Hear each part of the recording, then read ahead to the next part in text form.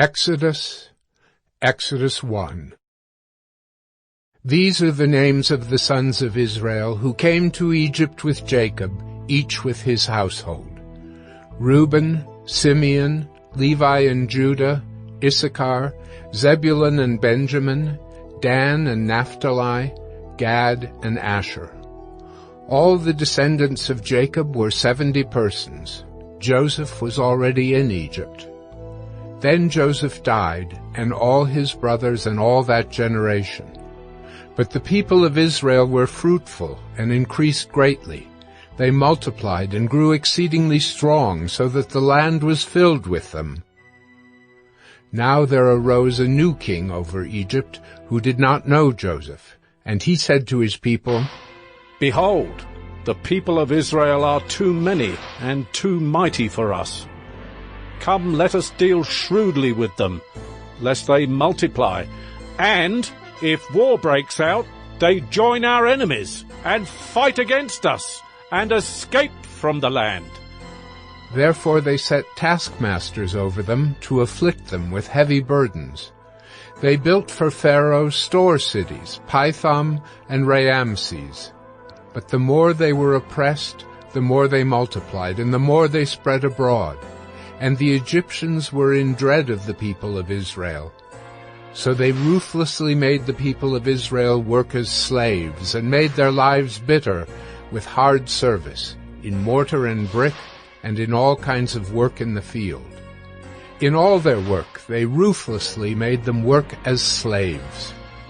Then the king of Egypt said to the Hebrew midwives, one of whom was named Shiphrah and the other Puah, "When you serve as midwife to the Hebrew women, and see them on the birth stool, if it is a son, you shall kill him. But if it is a daughter, she shall live." But the midwives feared God, and did not do as the king of Egypt commanded them, but let the male children live. So the king of Egypt called the midwives, and said to them, "Why have you done this, and let the male children live?" The midwives said to Pharaoh, "Because the Hebrew women are not like the Egyptian women, for they are vigorous, and give birth before the midwife comes to them." So God dealt well with the midwives, and the people multiplied and grew very strong. And because the midwives feared God, he gave them families. Then Pharaoh commanded all his people, "Every son that is born to the Hebrews you shall cast into the Nile, but you shall let every daughter live." Exodus 2. Now a man from the house of Levi went and took as his wife a Levite woman. The woman conceived and bore a son, and when she saw that he was a fine child, she hid him 3 months. When she could hide him no longer, she took for him a basket made of bulrushes, and daubed it with bitumen and pitch. She put the child in it, and placed it among the reeds by the river bank. And his sister stood at a distance to know what would be done to him. Now the daughter of Pharaoh came down to bathe at the river, while her young women walked beside the river. She saw the basket among the reeds, and sent her servant woman, and she took it. When she opened it, she saw the child, and behold, the baby was crying. She took pity on him, and said, "This is one of the Hebrews' children." Then his sister said to Pharaoh's daughter, "Shall I go and call you a nurse from the Hebrew women to nurse the child for you?" And Pharaoh's daughter said to her, "Go." So the girl went and called the child's mother. And Pharaoh's daughter said to her, "Take this child away and nurse him for me, and I will give you your wages." So the woman took the child and nursed him. When the child grew up, she brought him to Pharaoh's daughter, and he became her son. She named him Moses. "Because," she said, "I drew him out of the water." One day, when Moses had grown up, he went out to his people and looked on their burdens. And he saw an Egyptian beating a Hebrew, one of his people. He looked this way and that, and seeing no one, he struck down the Egyptian and hid him in the sand. When he went out the next day, behold, 2 Hebrews were struggling together. And he said to the man in the wrong, "Why do you strike your companion?" He answered, "Who made you a prince and a judge over us? Do you mean to kill me as you killed the Egyptian?" Then Moses was afraid and thought, "Surely the thing is known." When Pharaoh heard of it, he sought to kill Moses. But Moses fled from Pharaoh and stayed in the land of Midian, and he sat down by a well. Now the priest of Midian had 7 daughters, and they came and drew water and filled the troughs to water their father's flock. The shepherds came and drove them away, but Moses stood up and saved them and watered their flock. When they came home to their father Reuel, he said, "How is it that you have come home so soon today?" They said, "An Egyptian delivered us out of the hand of the shepherds, and even drew water for us, and watered the flock." He said to his daughters, "Then where is he? Why have you left the man? Call him, that he may eat bread." And Moses was content to dwell with the man, and he gave Moses his daughter Zipporah. She gave birth to a son, and he called his name Gershom, for he said, "I have been a sojourner in a foreign land." During those many days the king of Egypt died, and the people of Israel groaned because of their slavery and cried out for help. Their cry for rescue from slavery came up to God, and God heard their groaning, and God remembered his covenant with Abraham, with Isaac, and with Jacob. God saw the people of Israel, and God knew. Exodus 3. Now Moses was keeping the flock of his father-in-law Jethro, the priest of Midian, and he led his flock to the west side of the wilderness and came to Horeb, the mountain of God. And the angel of the Lord appeared to him in a flame of fire out of the midst of a bush. He looked, and behold, the bush was burning, yet it was not consumed. And Moses said, "I will turn aside to see this great sight, why the bush is not burned." When the Lord saw that he turned aside to see, God called to him out of the bush, "Moses, Moses." And he said, "Here I am." Then he said, "Do not come near. Take your sandals off your feet, for the place on which you are standing is holy ground." And he said, "I am the God of your father, the God of Abraham, the God of Isaac, and the God of Jacob." And Moses hid his face, for he was afraid to look at God. Then the Lord said, "I have surely seen the affliction of my people who are in Egypt, and have heard their cry because of their taskmasters. I know their sufferings, and I have come down to deliver them out of the hand of the Egyptians, and to bring them up out of that land to a good and broad land, a land flowing with milk and honey, to the place of the Canaanites, the Hittites, the Amorites, the Perizzites, the Hivites, and the Jebusites.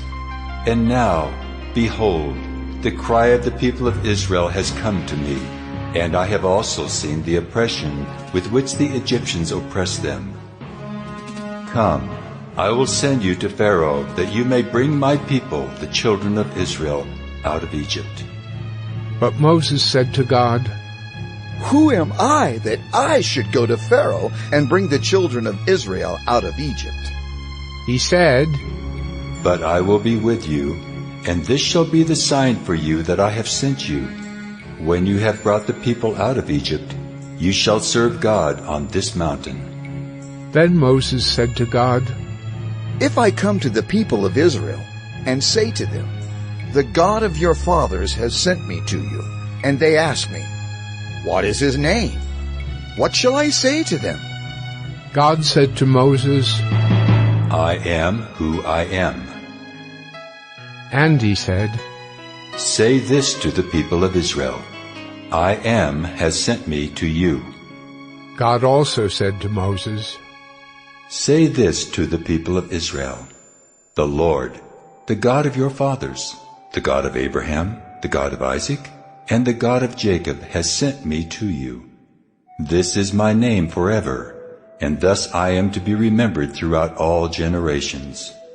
Go, and gather the elders of Israel together, and say to them, The Lord, the God of your fathers, the God of Abraham, of Isaac, and of Jacob, has appeared to me, saying, I have observed you and what has been done to you in Egypt, and I promise that I will bring you up out of the affliction of Egypt to the land of the Canaanites, the Hittites, the Amorites, the Perizzites, the Hivites, and the Jebusites, a land flowing with milk and honey. And they will listen to your voice, and you and the elders of Israel shall go to the king of Egypt and say to him, The Lord, the God of the Hebrews, has met with us. And now, please let us go a 3 days' journey into the wilderness, that we may sacrifice to the Lord our God. But I know that the king of Egypt will not let you go unless compelled by a mighty hand. So I will stretch out my hand and strike Egypt with all the wonders that I will do in it. After that he will let you go. And I will give this people favor in the sight of the Egyptians, and when you go, you shall not go empty. But each woman shall ask of her neighbor and any woman who lives in her house for silver and gold jewelry and for clothing. You shall put them on your sons and on your daughters, so you shall plunder the Egyptians. Exodus 4. Then Moses answered, But behold, they will not believe me or listen to my voice, for they will say, The Lord did not appear to you. The Lord said to him, What is that in your hand? He said, A staff? And he said, Throw it on the ground. So he threw it on the ground, and it became a serpent, and Moses ran from it. But the Lord said to Moses, Put out your hand and catch it by the tail. So he put out his hand and caught it, and it became a staff in his hand. That they may believe that the Lord, the God of their fathers, the God of Abraham, the God of Isaac, and the God of Jacob, has appeared to you. Again the Lord said to him, Put your hand inside your cloak. And he put his hand inside his cloak, and when he took it out, behold, his hand was leprous like snow. Then God said, Put your hand back inside your cloak. So he put his hand back inside his cloak, and when he took it out, behold, it was restored like the rest of his flesh. If they will not believe you, God said, or listen to the first sign, they may believe the latter sign. If they will not believe even these 2 signs or listen to your voice, you shall take some water from the Nile and pour it on the dry ground, and the water that you shall take from the Nile will become blood on the dry ground. But Moses said to the Lord, Oh, my Lord, I am not eloquent, either in the past or since you have spoken to your servant, but I am slow of speech and of tongue. Then the Lord said to him, Who has made man's mouth? Who makes him mute or deaf, or seeing or blind? Is it not I, the Lord? Now therefore go, and I will be with your mouth and teach you what you shall speak. But he said, Oh, my Lord, please, send someone else. Then the anger of the Lord was kindled against Moses, and he said, Is there not Aaron your brother the Levite? I know that he can speak well. Behold, he is coming out to meet you, and when he sees you, he will be glad in his heart. You shall speak to him and put the words in his mouth, and I will be with your mouth and with his mouth, and will teach you both what to do. He shall speak for you to the people, and he shall be your mouth, and you shall be as God to him. And take in your hand the staff with which you shall do the signs. Moses went back to Jethro, his father-in-law, and said to him, Please, let me go back to my brothers in Egypt, to see whether they are still alive. And Jethro said to Moses, Go in peace. And the Lord said to Moses in Midian, Go back to Egypt, for all the men who were seeking your life are dead. So Moses took his wife and his sons, and had them ride on a donkey, and went back to the land of Egypt. And Moses took the staff of God in his hand, and the Lord said to Moses, When you go back to Egypt, see that you do before Pharaoh all the miracles that I have put in your power. But I will harden his heart, so that he will not let the people go. Then you shall say to Pharaoh, Thus says the Lord, Israel is my firstborn son, and I say to you, Let my son go that he may serve me. If you refuse to let him go, behold, I will kill your firstborn son. At a lodging place on the way, the Lord met him, and sought to put him to death. Then Zipporah took a flint and cut off her son's foreskin, and touched Moses' feet with it, and said, Surely you are a bridegroom of blood to me. So he let him alone. It was then that she said, a bridegroom of blood, because of the circumcision. The Lord said to Aaron, Go into the wilderness to meet Moses. So he went and met him at the mountain of God and kissed him. And Moses told Aaron all the words of the Lord with which he had sent him to speak, and all the signs that he had commanded him to do. Then Moses and Aaron went and gathered together all the elders of the people of Israel. Aaron spoke all the words that the Lord had spoken to Moses, and did the signs in the sight of the people. And the people believed. And when they heard that the Lord had visited the people of Israel, and that he had seen their affliction, they bowed their heads and worshipped. Exodus 5.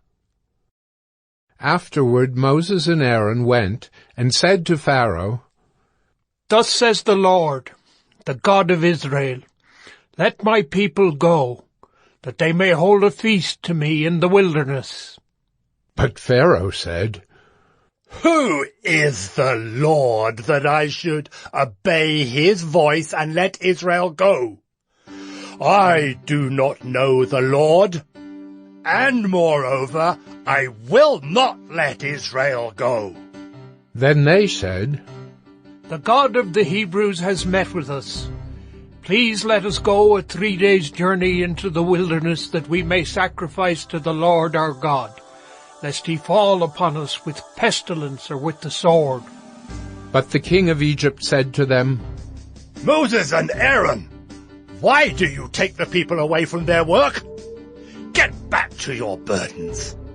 And Pharaoh said, Behold, the people of the land are now many, and you make them rest from their burdens?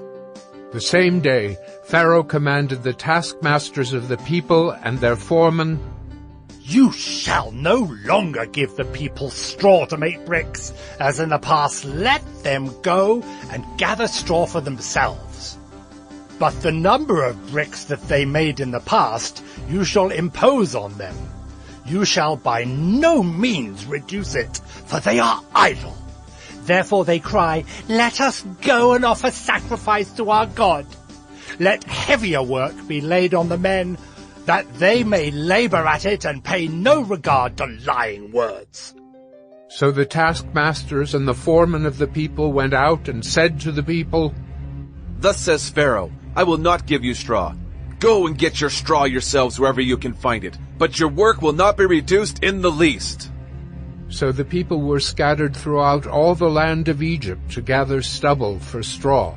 The taskmasters were urgent, saying, Complete your work, your daily task each day, as when there was straw. And the foremen of the people of Israel, whom Pharaoh's taskmasters had set over them, were beaten and were asked, Why have you not done all your task of making bricks today and yesterday, as in the past? Then the foreman of the people of Israel came and cried to Pharaoh, Why do you treat your servants like this? No straw is given to your servants, yet they say to us, Make bricks! And behold, your servants are beaten, but the fault is in your own people. But he said, You are idle, you are idle. That is why you say, Let us go and sacrifice to the Lord. Go now and work. No straw will be given you, but you must still deliver the same number of bricks.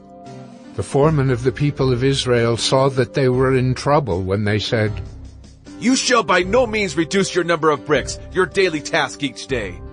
They met Moses and Aaron, who were waiting for them as they came out from Pharaoh, and they said to them, The Lord look on you and judge, because you have made a stink in the sight of Pharaoh and his servants, and have put a sword in their hand to kill us. Then Moses turned to the Lord and said, O Lord, why have you done evil to this people? Why did you ever send me? For since I came to Pharaoh to speak in your name, he has done evil to this people, and you have not delivered your people at all. Exodus 6. But the Lord said to Moses, Now you shall see what I will do to Pharaoh. For with a strong hand he will send them out, and with a strong hand he will drive them out of his land. God spoke to Moses and said to him, I am the Lord. I appeared to Abraham, to Isaac, and to Jacob as God Almighty. But by my name the Lord I did not make myself known to them. I also established my covenant with them to give them the land of Canaan, the land in which they lived as sojourners. Moreover, I have heard the groaning of the people of Israel, whom the Egyptians hold as slaves, and I have remembered my covenant. Say therefore to the people of Israel, I am the Lord, and I will bring you out from under the burdens of the Egyptians, and I will deliver you from slavery to them, and I will redeem you with an outstretched arm and with great acts of judgment. I will take you to be my people, and I will be your God. And you shall know that I am the Lord your God, who has brought you out from under the burdens of the Egyptians. I will bring you into the land that I swore to give to Abraham, to Isaac, and to Jacob. I will give it to you for a possession. I am the Lord. Moses spoke thus to the people of Israel, but they did not listen to Moses because of their broken spirit and harsh slavery.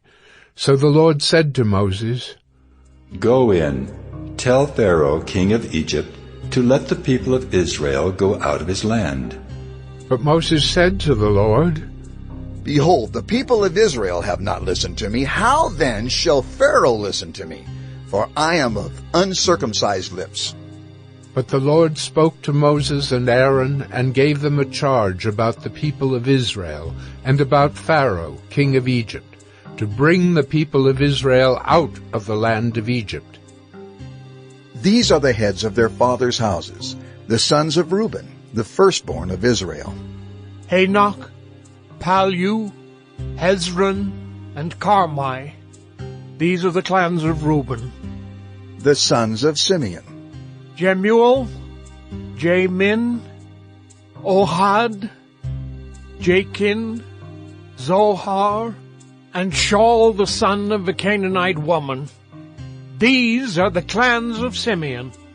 These are the names of the sons of Levi, according to their generations. Gershon, Kohath, and Merari. The years of the life of Levi being 137 years. The sons of Gershon. Libni and Shimei by their clans. The sons of Kohath. Amram, Izhar, Hebron, and Uzziel. The years of the life of Kohath being 133 years. The sons of Merari. Malai and Mushai. These are the clans of the Levites according to their generations. Amram took as his wife Jochebed, his father's sister, and she bore him Aaron and Moses, the years of the life of Amram being 137 years. The sons of Izhar. Korah, Nephig, and Zikri. The sons of Uzziel. Mishael, Elzaphan, and Sithri. Aaron took as his wife Elisheba, the daughter of Amminadab and the sister of Nahshon, and she bore him Nadab, Abihu, Eleazar, and Ithamar. The sons of Korah. Asher, Elkanah, and Ubiasaph. These are the clans of the Korahites. Eleazar, Aaron's son, took as his wife one of the daughters of Putiel, and she bore him Phinehas. These are the heads of the fathers' houses of the Levites by their clans. These are the Aaron and Moses to whom the Lord said, Bring out the people of Israel from the land of Egypt by their hosts. It was they who spoke to Pharaoh, king of Egypt, about bringing out the people of Israel from Egypt, this Moses and this Aaron. On the day when the Lord spoke to Moses in the land of Egypt, the Lord said to Moses, I am the Lord. Tell Pharaoh, king of Egypt, all that I say to you. But Moses said to the Lord, Behold, I am of uncircumcised lips. How will Pharaoh listen to me? Exodus 7. And the Lord said to Moses, See, I have made you like God to Pharaoh, and your brother Aaron shall be your prophet. You shall speak all that I command you, and your brother Aaron shall tell Pharaoh to let the people of Israel go out of his land. But I will harden Pharaoh's heart, and though I multiply my signs and wonders in the land of Egypt, Pharaoh will not listen to you. Then I will lay my hand on Egypt and bring my hosts, my people, the children of Israel, out of the land of Egypt by great acts of judgment. The Egyptians shall know that I am the Lord when I stretch out my hand against Egypt and bring out the people of Israel from among them. Moses and Aaron did so. They did just as the Lord commanded them. Now Moses was 80 years old, and Aaron 83 years old when they spoke to Pharaoh. Then the Lord said to Moses and Aaron, When Pharaoh says to you, Prove yourselves by working a miracle, then you shall say to Aaron, Take your staff and cast it down before Pharaoh, that it may become a serpent. So Moses and Aaron went to Pharaoh and did just as the Lord commanded. Aaron cast down his staff before Pharaoh and his servants, and it became a serpent. Then Pharaoh summoned the wise men and the sorcerers, and they, the magicians of Egypt, also did the same by their secret arts. For each man cast down his staff, and they became serpents. But Aaron's staff swallowed up their staffs. Still Pharaoh's heart was hardened, and he would not listen to them, as the Lord had said. Then the Lord said to Moses, Pharaoh's heart is hardened. He refuses to let the people go. Go to Pharaoh in the morning as he is going out to the water. Stand on the bank of the Nile to meet him, and take in your hand the staff that turned into a serpent. And you shall say to him, The Lord, the God of the Hebrews, sent me to you, saying, Let my people go, that they may serve me in the wilderness. But so far you have not obeyed. Thus says the Lord, By this you shall know that I am the Lord. Behold, with the staff that is in my hand, I will strike the water that is in the Nile, and it shall turn into blood. The fish in the Nile shall die, and the Nile will stink, and the Egyptians will grow weary of drinking water from the Nile. And the Lord said to Moses, Say to Aaron, Take your staff and stretch out your hand over the waters of Egypt, over their rivers, their canals, and their ponds, and all their pools of water, so that they may become blood. And there shall be blood throughout all the land of Egypt, even in vessels of wood and in vessels of stone. Moses and Aaron did as the Lord commanded. In the sight of Pharaoh and in the sight of his servants, he lifted up the staff and struck the water in the Nile, and all the water in the Nile turned into blood. And the fish in the Nile died, and the Nile stank, so that the Egyptians could not drink water from the Nile. There was blood throughout all the land of Egypt.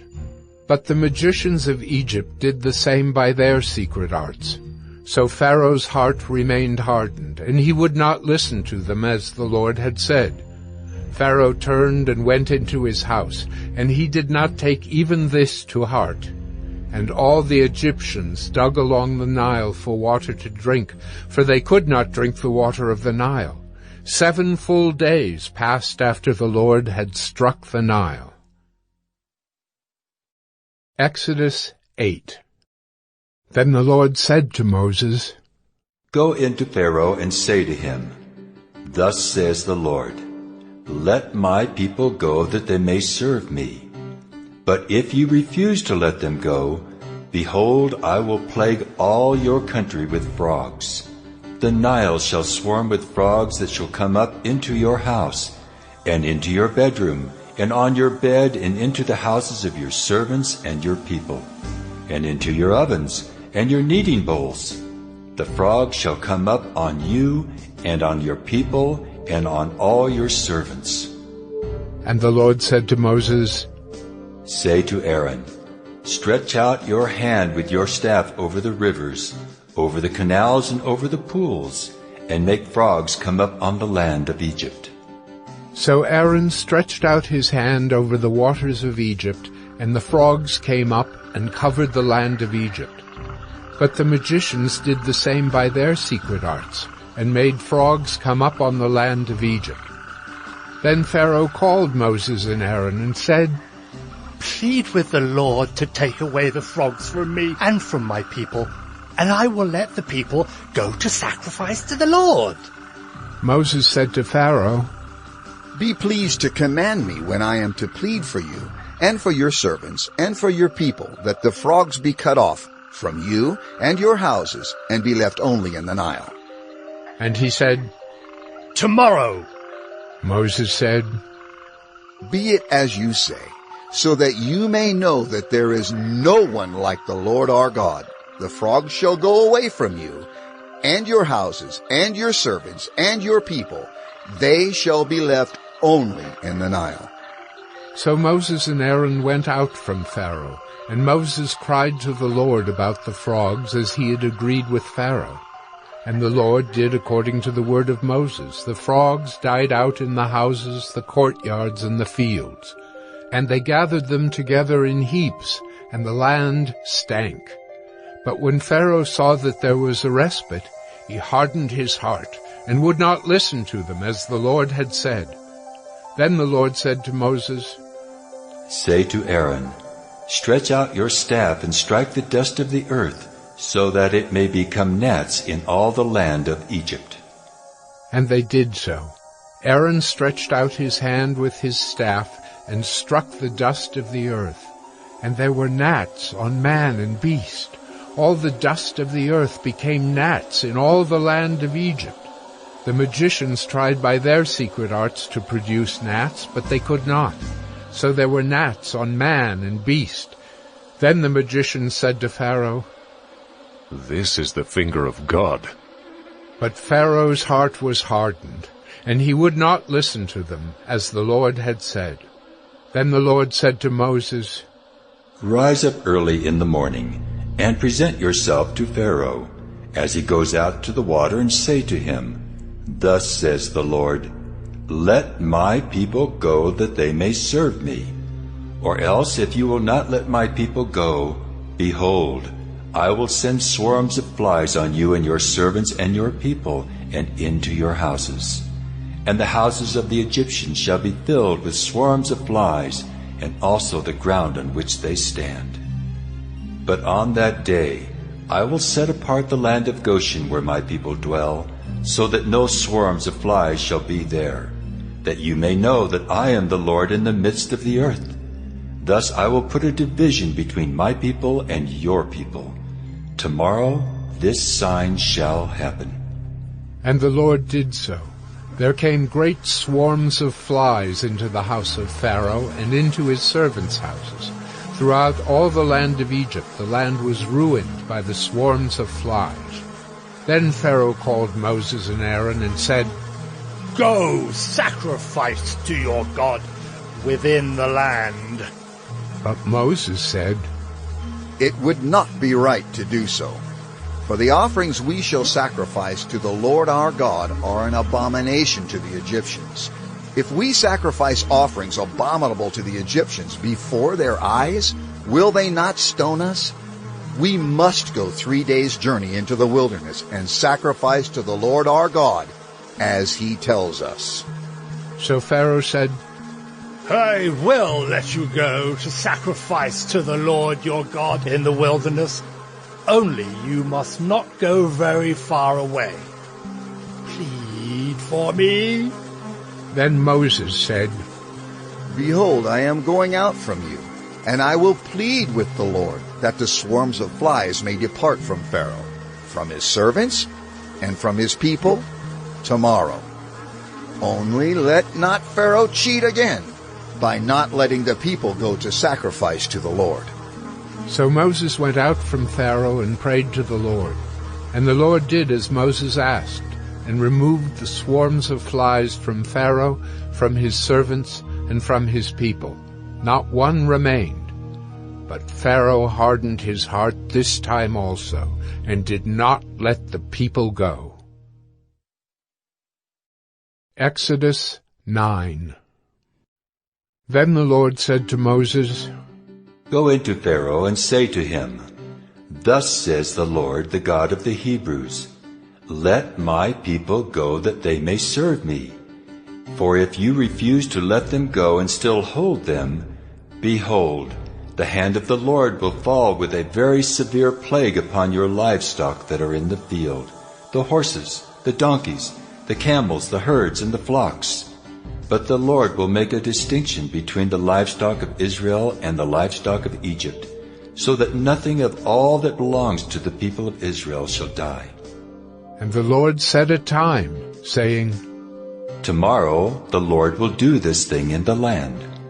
And the next day the Lord did this thing.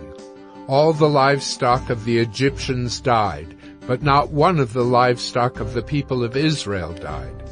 And Pharaoh sent, and behold, not one of the livestock of Israel was dead.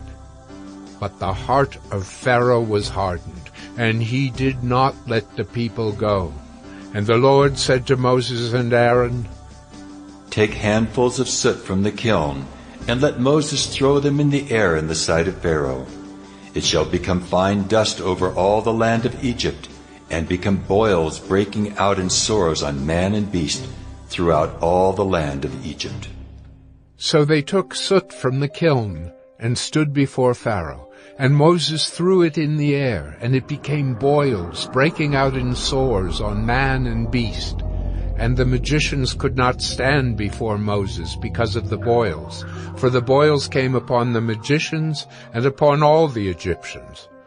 But the Lord hardened the heart of Pharaoh, and he did not listen to them, as the Lord had spoken to Moses.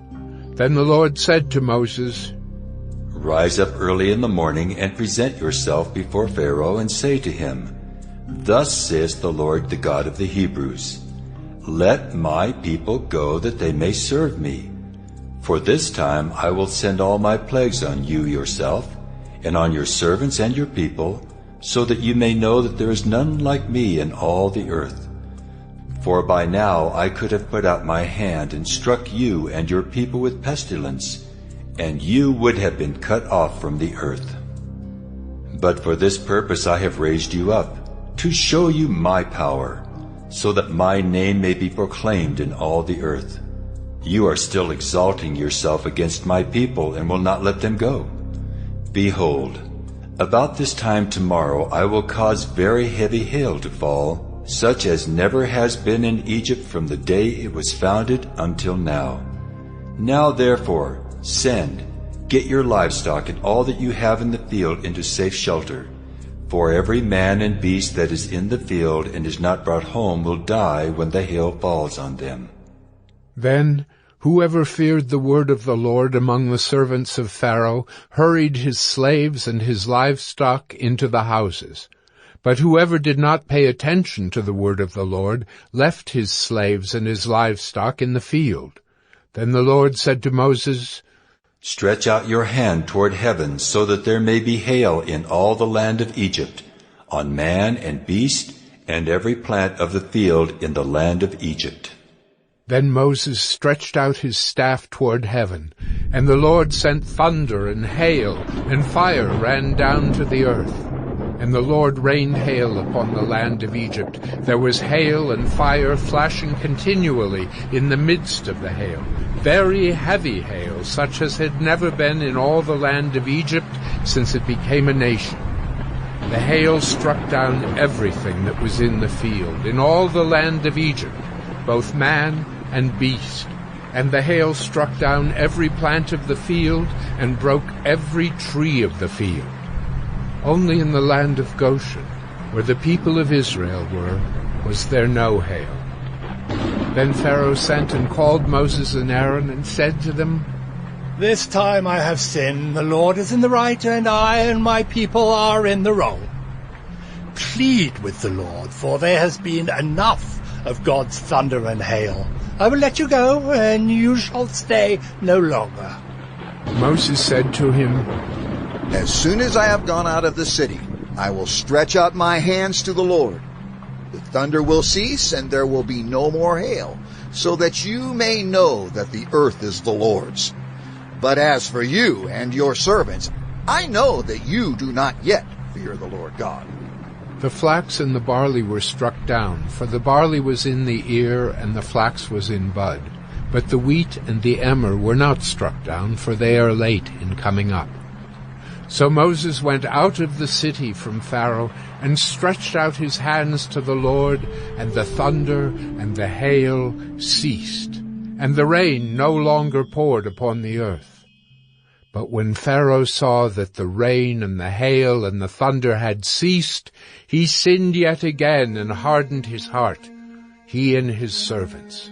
So the heart of Pharaoh was hardened, and he did not let the people of Israel go, just as the Lord had spoken through Moses. Exodus 10. Then the Lord said to Moses, Go into Pharaoh, for I have hardened his heart and the heart of his servants, that I may show these signs of mine among them, and that you may tell in the hearing of your son and of your grandson how I have dealt harshly with the Egyptians, and what signs I have done among them, that you may know that I am the Lord. So Moses and Aaron went into Pharaoh and said to him, Thus says the Lord, the God of the Hebrews, How long will you refuse to humble yourself before me? Let my people go, that they may serve me. For if you refuse to let my people go, behold, tomorrow I will bring locusts into your country, and they shall cover the face of the land so that no one can see the land. And they shall eat what is left to you after the hail, and they shall eat every tree of yours that grows in the field.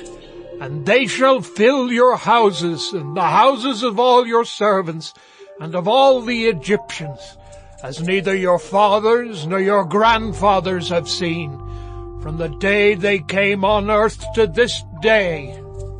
Then he turned and went out from Pharaoh. Then Pharaoh's servant said to him, How long shall this man be a snare to us? Let the men go, that they may serve the Lord their God. Do you not yet understand that Egypt is ruined? So Moses and Aaron were brought back to Pharaoh, and he said to them, Go serve the Lord your God. But which ones are to go? Moses said, We will go with our young and our old. We will go with our sons and daughters, and with our flocks and herds, for we must hold a feast to the Lord.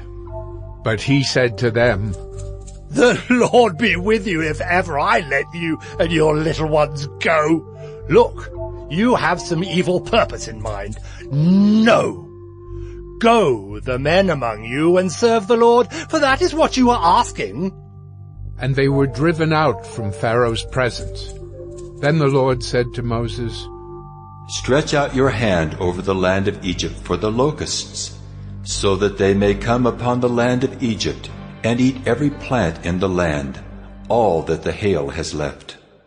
So Moses stretched out his staff over the land of Egypt, and the Lord brought an east wind upon the land all that day and all that night. When it was morning, the east wind had brought the locusts. The locusts came up over all the land of Egypt, and settled on the whole country of Egypt. such a dense swarm of locusts as had never been before, nor ever will be again. They covered the face of the whole land, so that the land was darkened, and they ate all the plants in the land and all the fruit of the trees that the hail had left. Not a green thing remained, neither tree nor plant of the field, through all the land of Egypt. Then Pharaoh hastily called Moses and Aaron and said, I have sinned against the Lord your God and against you. Now therefore, forgive my sin, please, only this once, and plead with the Lord your God only to remove this death from me. So he went out from Pharaoh and pleaded with the Lord.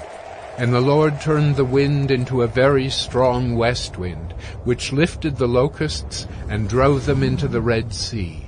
Not a single locust was left in all the country of Egypt. But the Lord hardened Pharaoh's heart, and he did not let the people of Israel go. Then the Lord said to Moses, Stretch out your hand toward heaven, that there may be darkness over the land of Egypt, a darkness to be felt. So Moses stretched out his hand toward heaven, and there was pitch darkness in all the land of Egypt 3 days. They did not see one another, nor did anyone rise from his place for 3 days. But all the people of Israel had light where they lived. Then Pharaoh called Moses and said, Go serve the Lord. Your little ones also may go with you, only let your flocks and your herds remain behind. But Moses said, You must also let us have sacrifices and burnt offerings, that we may sacrifice to the Lord our God. Our livestock also must go with us. Not a hoof shall be left behind, for we must take of them to serve the Lord our God. And we do not know with what we must serve the Lord until we arrive there. But the Lord hardened Pharaoh's heart, and he would not let them go. Then Pharaoh said to him, Get away from me! Take care never to see my face again, for on the day you see my face you shall die. Moses said, As you say, I will not see your face again. Exodus 11. The Lord said to Moses, Yet one plague more I will bring upon Pharaoh and upon Egypt. Afterward he will let you go from here. When he lets you go, he will drive you away completely. Speak now in the hearing of the people, that they ask every man of his neighbor and every woman of her neighbor for silver and gold jewelry. And the Lord gave the people favor in the sight of the Egyptians. Moreover, the man Moses was very great in the land of Egypt, in the sight of Pharaoh's servants, and in the sight of the people. So Moses said, Thus says the Lord, About midnight I will go out in the midst of Egypt, and every firstborn in the land of Egypt shall die, from the firstborn of Pharaoh who sits on his throne, even to the firstborn of the slave girl who is behind the handmill, and all the firstborn of the cattle. There shall be a great cry throughout all the land of Egypt, such as there has never been, nor ever will be again. But not a dog shall growl against any of the people of Israel, either man or beast, that you may know that the Lord makes a distinction between Egypt and Israel.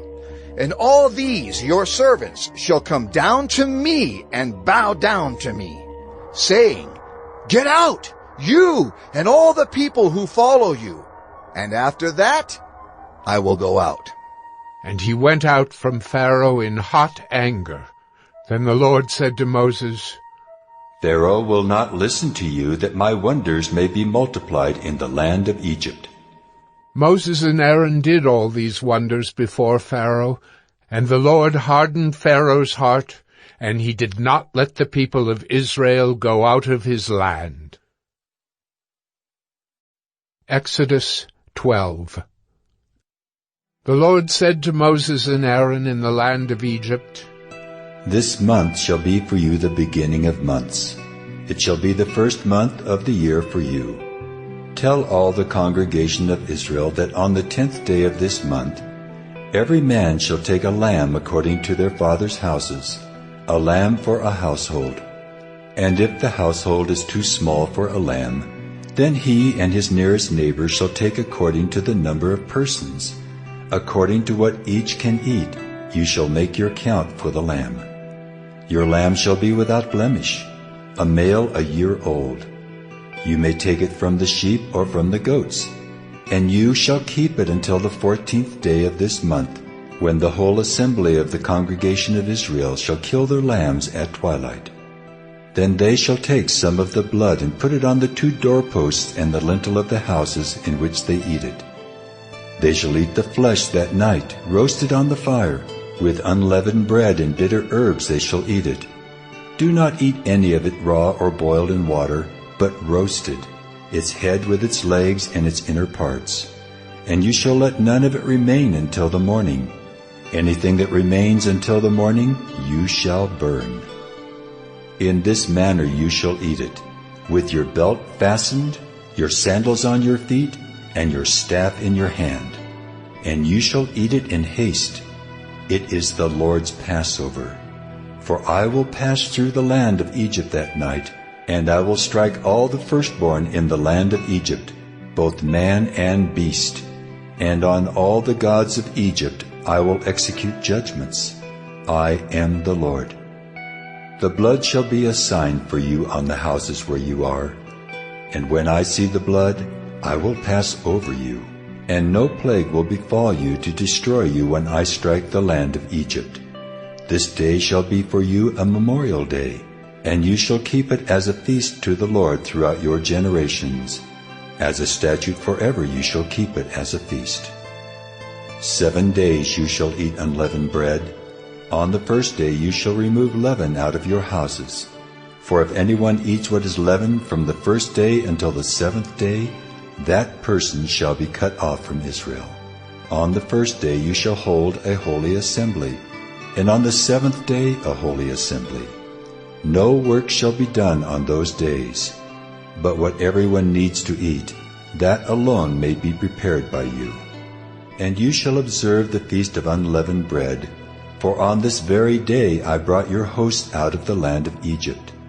Therefore you shall observe this day throughout your generations as a statute forever. In the first month from the 14th day of the month at evening, you shall eat unleavened bread until the 21st day of the month at evening. For 7 days no leaven is to be found in your houses. If anyone eats what is leavened, that person will be cut off from the congregation of Israel, whether he is a sojourner or a native of the land. You shall eat nothing leavened. In all your dwelling places you shall eat unleavened bread. Then Moses called all the elders of Israel and said to them, Go and select lambs for yourselves, according to your clans, and kill the Passover lamb. Take a bunch of hyssop and dip it in the blood that is in the basin, and touch the lintel and the 2 doorposts with the blood that is in the basin. None of you shall go out of the door of his house until the morning. For the Lord will pass through to strike the Egyptians, and when he sees the blood on the lintel and on the 2 doorposts, the Lord will pass over the door and will not allow the destroyer to enter your houses to strike you. You shall observe this rite as a statute for you and for your sons forever. And when you come to the land that the Lord will give you, as he has promised, you shall keep this service. And when your children say to you, What do you mean by this service? You shall say, It is the sacrifice of the Lord's Passover, for he passed over the houses of the people of Israel in Egypt, when he struck the Egyptians, but spared our houses. And the people bowed their heads and worshipped. Then the people of Israel went and did so, as the Lord had commanded Moses and Aaron, so they did. At midnight the Lord struck down all the firstborn in the land of Egypt, from the firstborn of Pharaoh who sat on his throne, to the firstborn of the captive who was in the dungeon. and all the firstborn of the livestock. And Pharaoh rose up in the night, he and all his servants and all the Egyptians, and there was a great cry in Egypt, for there was not a house where someone was not dead. Then he summoned Moses and Aaron by night and said, Up, go out from among my people, both you and the people of Israel, and go, serve the Lord as you have said. Take your flocks and your herds as you have said, and be gone, and bless me also. The Egyptians were urgent with the people to send them out of the land in haste, for they said, We shall all be dead. So the people took their dough before it was leavened, their kneading bowls being bound up in their cloaks on their shoulders. The people of Israel had also done as Moses told them, for they had asked the Egyptians for silver and gold jewelry and for clothing. And the Lord had given the people favor in the sight of the Egyptians, so that they let them have what they asked. Thus they plundered the Egyptians, and the people of Israel journeyed from Ramesses to Succoth, about 600,000 men on foot, besides women and children. A mixed multitude also went up with them, and very much livestock, both flocks and herds. And they baked unleavened cakes of the dough that they had brought out of Egypt, for it was not leavened, because they were thrust out of Egypt and could not wait, nor had they prepared any provisions for themselves. The time that the people of Israel lived in Egypt was 430 years. At the end of 430 years, on that very day, all the hosts of the Lord went out from the land of Egypt. It was a night of watching by the Lord, to bring them out of the land of Egypt. So this same night is a night of watching kept to the Lord by all the people of Israel throughout their generations. And the Lord said to Moses and Aaron, This is the statute of the Passover. No foreigner shall eat of it, but every slave that is bought for money may eat of it after you have circumcised him. No foreigner or hired servant may eat of it. It shall be eaten in one house. You shall not take any of the flesh outside the house, and you shall not break any of its bones. All the congregation of Israel shall keep it. If a stranger shall sojourn with you, and would keep the Passover to the Lord, let all his males be circumcised. Then he may come near and keep it. He shall be as a native of the land, but no uncircumcised person shall eat of it. There shall be one law for the native and for the stranger who sojourns among you. All the people of Israel did just as the Lord commanded Moses and Aaron. And on that very day the Lord brought the people of Israel out of the land of Egypt by their hosts. Exodus 13. The Lord said to Moses, Consecrate to me all the firstborn. Whatever is the first to open the womb among the people of Israel, both of man and of beast, is mine. Then Moses said to the people, Remember this day in which you came out from Egypt, out of the house of slavery. For by a strong hand the Lord brought you out from this place. No leavened bread shall be eaten. Today, in the month of Abib, you are going out. And when the Lord brings you into the land of the Canaanites, the Hittites, the Amorites, the Hivites, and the Jebusites, which he swore to your fathers to give you, a land flowing with milk and honey, you shall keep this service in this month. 7 days you shall eat unleavened bread, and on the 7th day there shall be a feast to the Lord. Unleavened bread shall be eaten for 7 days. No leavened bread shall be seen with you, and no leaven shall be seen with you in all your territory. You shall tell your son on that day, It is because of what the Lord did for me when I came out of Egypt. And it shall be to you as a sign on your hand, and as a memorial between your eyes, that the law of the Lord may be in your mouth. For with a strong hand the Lord has brought you out of Egypt. You shall therefore keep this statute at its appointed time from year to year. When the Lord brings you into the land of the Canaanites, as he swore to you and your fathers, and shall give it to you, you shall set apart to the Lord all that first opens the womb. All the firstborn of your animals that are males shall be the Lord's. Every firstborn of a donkey you shall redeem with a lamb. Or if you will not redeem it, you shall break its neck. Every firstborn of man among your sons you shall redeem. And when in time to come your son asks you, "What does this mean?" you shall say to him, "By a strong hand the Lord brought us out of Egypt, from the house of slavery." For when Pharaoh stubbornly refused to let us go, the Lord killed all the firstborn in the land of Egypt, both the firstborn of man and the firstborn of animals. Therefore I sacrifice to the Lord all the males that first open the womb, but all the firstborn of my sons I redeem. It shall be as a mark on your hand or frontlets between your eyes. For by a strong hand the Lord brought us out of Egypt. When Pharaoh let the people go, God did not lead them by way of the land of the Philistines, although that was near. For God said, "Lest the people change their minds when they see war and return to Egypt." But God led the people around by the way of the wilderness toward the Red Sea, and the people of Israel went up out of the land of Egypt equipped for battle. Moses took the bones of Joseph with him, for Joseph had made the sons of Israel solemnly swear, saying, "God will surely visit you, and you shall carry up my bones with you from here." And they moved on from Succoth and encamped at Etham, on the edge of the wilderness.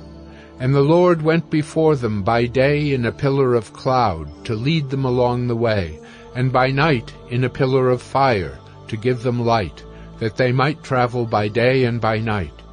The pillar of cloud by day and the pillar of fire by night did not depart from before the people. Exodus 14. Then the Lord said to Moses, "Tell the people of Israel to turn back and encamp in front of Pi-hahiroth, between Migdol and the sea, in front of Baal-zephon. You shall encamp facing it by the sea. For Pharaoh will say of the people of Israel, 'They are wandering in the land, the wilderness has shut them in.' And I will harden Pharaoh's heart, and he will pursue them, and I will get glory over Pharaoh and all his host. And the Egyptians shall know that I am the Lord." And they did so. When the king of Egypt was told that the people had fled, the mind of Pharaoh and his servants was changed toward the people. And they said, "What is this we have done, that we have let Israel go from serving us?" So he made ready his chariot, and took his army with him, and took 600 chosen chariots, and all the other chariots of Egypt, with officers over all of them. And the Lord hardened the heart of Pharaoh, king of Egypt, and he pursued the people of Israel, while the people of Israel were going out defiantly. The Egyptians pursued them, all Pharaoh's horses and chariots, and his horsemen and his army, and overtook them, and camped at the sea, by Pi-hahiroth, in front of Baal-zephon. When Pharaoh drew near, the people of Israel lifted up their eyes, and behold, the Egyptians were marching after them, and they feared greatly. And the people of Israel cried out to the Lord. They said to Moses, "Is it because there are no graves in Egypt that you have taken us away to die in the wilderness? What have you done to us in bringing us out of Egypt? Is not this what we said to you in Egypt? Leave us alone that we may serve the Egyptians. For it would have been better for us to serve the Egyptians than to die in the wilderness." And Moses said to the people, "Fear not, stand firm, and see the salvation of the Lord, which he will work for you today. For the Egyptians whom you see today, you shall never see again. The Lord will fight for you, and you have only to be silent." The Lord said to Moses, "Why do you cry to me? Tell the people of Israel to go forward. Lift up your staff and stretch out your hand over the sea and divide it. that the people of Israel may go through the sea on dry ground. And I will harden the hearts of the Egyptians so that they shall go in after them. And I will get glory over Pharaoh and all his host, his chariots and his horsemen. And the Egyptians shall know that I am the Lord when I have gotten glory over Pharaoh, his chariots and his horsemen. Then the angel of God, who was going before the host of Israel, moved and went behind them. And the pillar of cloud moved from before them and stood behind them, coming between the host of Egypt and the host of Israel. And there was the cloud and the darkness, and it lit up the night, without one coming near the other all night. Then Moses stretched out his hand over the sea, and the Lord drove the sea back by a strong east wind all night, and made the sea dry land, and the waters were divided. And the people of Israel went into the midst of the sea on dry ground, the waters being a wall to them on their right hand and on their left. The Egyptians pursued, and went in after them into the midst of the sea, all Pharaoh's horses, his chariots, and his horsemen. And in the morning watch, the Lord in the pillar of fire and of cloud looked down on the Egyptian forces, and threw the Egyptian forces into a panic, clogging their chariot wheels so that they drove heavily. And the Egyptians said, "Let us flee from before Israel, for the Lord fights for them against the Egyptians." Then the Lord said to Moses, Stretch out your hand over the sea, that the water may come back upon the Egyptians, upon their chariots and upon their horsemen. So Moses stretched out his hand over the sea, and the sea returned to its normal course when the morning appeared. And as the Egyptians fled into it, the Lord threw the Egyptians into the midst of the sea. The waters returned and covered the chariots and the horsemen. Of all the host of Pharaoh that had followed them into the sea, not one of them remained. But the people of Israel walked on dry ground through the sea, the waters being a wall to them on their right hand and on their left. Thus the Lord saved Israel that day from the hand of the Egyptians, and Israel saw the Egyptians dead on the seashore. Israel saw the great power that the Lord used against the Egyptians. So the people feared the Lord, and they believed in the Lord and in his servant Moses. Exodus 15. Then Moses and the people of Israel sang this song to the Lord, saying, I will sing to the Lord, for he has triumphed gloriously. The horse and his rider he has thrown into the sea. The Lord is my strength and my song, and he has become my salvation. This is my God, and I will praise him, my father's God, and I will exalt him. The Lord is a man of war. The Lord is his name. Pharaoh's chariots and his host he cast into the sea, and his chosen officers were sunk in the Red Sea. The floods covered them. They went down into the depths like a stone. Your right hand, O Lord, glorious in power. Your right hand, O Lord, shatters the enemy. In the greatness of your majesty, you overthrow your adversaries. You send out your fury. It consumes them like stubble. At the blast of your nostrils, the waters piled up. The floods stood up in a heap. The deeps congealed in the heart of the sea. The enemy said, I will pursue, I will overtake, I will divide the spoil. My desire shall have its fill of them. I will draw my sword, my hand shall destroy them. You blew with your wind, the sea covered them. They sank like lead in the mighty waters. Who is like you, O Lord, among the gods? Who is like you, majestic in holiness, awesome in glorious deeds, doing wonders? You stretched out your right hand, the earth swallowed them. You have led in your steadfast love the people whom you have redeemed. You have guided them by your strength to your holy abode. The peoples have heard, they tremble. Pangs have seized the inhabitants of Philistia. Now are the chiefs of Edom dismayed. Trembling seizes the leaders of Moab. All the inhabitants of Canaan have melted away. Terror and dread fall upon them. Because of the greatness of your arm, they are still as a stone. Till your people, O Lord, pass by, till the people pass by whom you have purchased. You will bring them in and plant them on your own mountain, the place, O Lord, which you have made for your abode, the sanctuary, O Lord, which your hands have established. The Lord will reign forever and ever. For when the horses of Pharaoh with his chariots and his horsemen went into the sea, the Lord brought back the waters of the sea upon them. But the people of Israel walked on dry ground in the midst of the sea. Then Miriam the prophetess, the sister of Aaron, took a tambourine in her hand, and all the women went out after her with tambourines and dancing. And Miriam sang to them, Sing to the Lord, for he has triumphed gloriously. The horse and his rider he has thrown into the sea. Then Moses made Israel set out from the Red Sea, and they went into the wilderness of Shur. They went 3 days in the wilderness, and found no water. When they came to Marah, they could not drink the water of Marah, because it was bitter, and therefore it was named Marah.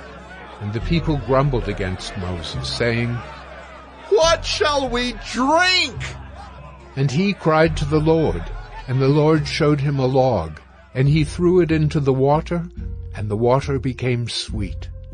There the Lord made for them a statute and a rule, and there he tested them, saying, If you will diligently listen to the voice of the Lord your God, and do that which is right in his eyes, and give ear to his commandments, and keep all his statutes, I will put none of the diseases on you that I put on the Egyptians, for I am the Lord your healer. Then they came to Elim, where there were 12 springs of water and 70 palm trees, and they encamped there by the water. Exodus 16. They set out from Elim, and all the congregation of the people of Israel came to the wilderness of Sin, which is between Elim and Sinai, on the 15th day of the 2nd month after they had departed from the land of Egypt. And the whole congregation of the people of Israel grumbled against Moses and Aaron in the wilderness. And the people of Israel said to them, Would that we had died by the hand of the Lord in the land of Egypt, when we sat by the meat pots and ate bread to the full. For you have brought us out into this wilderness to kill this whole assembly with hunger. Then the Lord said to Moses, Behold, I am about to rain bread from heaven for you, and the people shall go out and gather a day's portion every day, that I may test them, whether they will walk in my law or not. On the 6th day, when they prepare what they bring in, it will be twice as much as they gather daily. So Moses and Aaron said to all the people of Israel, At evening you shall know that it was the Lord who brought you out of the land of Egypt. And in the morning you shall see the glory of the Lord, because he has heard your grumbling against the Lord. For what are we that you grumble against us? And Moses said, When the Lord gives you in the evening meat to eat, and in the morning bread to the full, because the Lord has heard your grumbling that you grumbled against him, what are we? Your grumbling is not against us, but against the Lord. Then Moses said to Aaron, Say to the whole congregation of the people of Israel, Come near before the Lord, for he has heard your grumbling. And as soon as Aaron spoke to the whole congregation of the people of Israel, they looked toward the wilderness. And behold, the glory of the Lord appeared in the cloud. And the Lord said to Moses, I have heard the grumbling of the people of Israel. Say to them, At twilight you shall eat meat, and in the morning you shall be filled with bread. Then you shall know that I am the Lord your God. In the evening, quail came up and covered the camp. And in the morning dew lay around the camp. And when the dew had gone up, there was on the face of the wilderness a fine flake-like thing, fine as frost on the ground. When the people of Israel saw it, they said to one another, "What is it?" For they did not know what it was. And Moses said to them, "It is the bread that the Lord has given you to eat. This is what the Lord has commanded. Gather of it, each one of you, as much as he can eat. You shall each take an omer, according to the number of the persons that each of you has in his tent." And the people of Israel did so. They gathered, some more, some less. But when they measured it with an omer, whoever gathered much had nothing left over, and whoever gathered little had no lack. Each of them gathered as much as he could eat. And Moses said to them, "Let no one leave any of it over till the morning." But they did not listen to Moses. Some left part of it till the morning, and it bred worms and stank. And Moses was angry with them. Morning by morning they gathered it, each as much as he could eat. But when the sun grew hot, it melted. On the 6th day they gathered twice as much bread, 2 omers each. And when all the leaders of the congregation came and told Moses, he said to them, "This is what the Lord has commanded. Tomorrow is a day of solemn rest, a holy Sabbath to the Lord. Bake what you will bake, and boil what you will boil, and all that is left over lay aside to be kept till the morning." So they laid it aside till the morning, as Moses commanded them. And it did not stink, and there were no worms in it. Moses said, "Eat it today, for today is a Sabbath to the Lord. Today you will not find it in the field.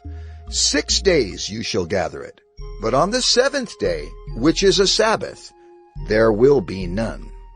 On the 7th day some of the people went out to gather, but they found none. And the Lord said to Moses, "How long will you refuse to keep my commandments and my laws? See, the Lord has given you the Sabbath. Therefore on the 6th day he gives you bread for 2 days. Remain each of you in his place. Let no one go out of his place on the 7th day." So the people rested on the 7th day. Now the house of Israel called its name manna. It was like coriander seed, white, and the taste of it was like wafers made with honey. Moses said, "This is what the Lord has commanded. Let an omer of it be kept throughout your generations, so that they may see the bread with which I fed you in the wilderness, when I brought you out of the land of Egypt."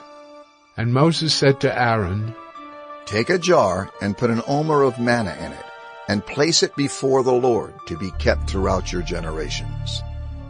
As the Lord commanded Moses, so Aaron placed it before the testimony to be kept. The people of Israel ate the manna 40 years, till they came to a habitable land. They ate the manna till they came to the border of the land of Canaan. An omer is the 10th part of an ephah. Exodus 17. All the congregation of the people of Israel moved on from the wilderness of Sin by stages, according to the commandment of the Lord, and camped at Rephidim. But there was no water for the people to drink. Therefore the people quarreled with Moses and said, "Give us water to drink." And Moses said to them, "Why do you quarrel with me? Why do you test the Lord?" But the people thirsted there for water. And the people grumbled against Moses and said, "Why did you bring us up out of Egypt to kill us and our children and our livestock with thirst?" So Moses cried to the Lord, "What shall I do with this people? They are almost ready to stone me." And the Lord said to Moses, "Pass on before the people, taking with you some of the elders of Israel. And take in your hand the staff with which you struck the Nile, and go. Behold, I will stand before you there on the rock at Horeb, and you shall strike the rock, and water shall come out of it, and the people will drink." And Moses did so in the sight of the elders of Israel. And he called the name of the place Massah and Meribah, because of the quarreling of the people of Israel, and because they tested the Lord by saying, "Is the Lord among us or not?" Then Amalek came and fought with Israel at Rephidim. So Moses said to Joshua, "Choose for us men, and go out and fight with Amalek. Tomorrow I will stand on the top of the hill with the staff of God in my hand." So Joshua did as Moses told him, and fought with Amalek, while Moses, Aaron, and Hur went up to the top of the hill. Whenever Moses held up his hand, Israel prevailed, and whenever he lowered his hand, Amalek prevailed. But Moses' hands grew weary, so they took a stone and put it under him, and he sat on it, while Aaron and Hur held up his hands, one on one side and the other on the other side. So his hands were steady until the going down of the sun. And Joshua overwhelmed Amalek and his people with the sword. Then the Lord said to Moses, "Write this as a memorial in a book and recite it in the ears of Joshua, that I will utterly blot out the memory of Amalek from under heaven." And Moses built an altar, and called the name of it, "The Lord is my banner," saying, "A hand upon the throne of the Lord. The Lord will have war with Amalek from generation to generation." Exodus 18. Jethro, the priest of Midian, Moses' father-in-law, heard of all that God had done for Moses and for Israel his people, how the Lord had brought Israel out of Egypt. Now Jethro, Moses' father-in-law, had taken Zipporah, Moses' wife, after he had sent her home, along with her 2 sons. The name of the one was Gershom, for he said, "I have been a sojourner in a foreign land." And the name of the other, Eliezer, for he said, "The God of my father was my help, and delivered me from the sword of Pharaoh." Jethro, Moses' father-in-law, came with his sons and his wife to Moses in the wilderness, where he was encamped at the mountain of God. And when he sent word to Moses, "I, your father-in-law Jethro, am coming to you with your wife and her 2 sons with her." Moses went out to meet his father-in-law, and bowed down and kissed him. And they asked each other of their welfare, and went into the tent. Then Moses told his father-in-law all that the Lord had done to Pharaoh and to the Egyptians for Israel's sake, all the hardship that had come upon them in the way, and how the Lord had delivered them. And Jethro rejoiced for all the good that the Lord had done to Israel, in that he had delivered them out of the hand of the Egyptians. Jethro said, "Blessed be the Lord, who has delivered you out of the hand of the Egyptians and out of the hand of Pharaoh, and has delivered the people from under the hand of the Egyptians. Now I know that the Lord is greater than all gods, because in this affair they dealt arrogantly with the people." And Jethro, Moses' father-in-law, brought a burnt offering and sacrifices to God. And Aaron came with all the elders of Israel to eat bread with Moses' father-in-law before God. The next day Moses sat to judge the people, and the people stood around Moses from morning till evening. When Moses' father-in-law saw all that he was doing for the people, he said, "What is this that you are doing for the people? Why do you sit alone, and all the people stand around you from morning till evening?" And Moses said to his father-in-law, "Because the people come to me to inquire of God. When they have a dispute, they come to me, and I decide between one person and another, and I make them know the statutes of God and his laws." Moses' father-in-law said to him, "What you are doing is not good. You and the people with you will certainly wear yourselves out, for the thing is too heavy for you. You are not able to do it alone. Now obey my voice. I will give you advice, and God be with you.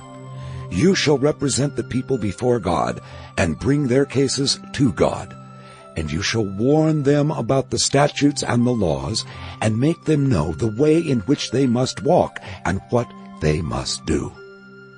Moreover, look for able men from all the people, men who fear God, who are trustworthy and hate a bribe, and place such men over the people as chiefs of thousands, of hundreds, of 50s, and of 10s, and let them judge the people at all times. Every great matter they shall bring to you, but any small matter they shall decide themselves. So it will be easier for you, and they will bear the burden with you. If you do this, God will direct you. You will be able to endure, and all this people also will go to their place in peace.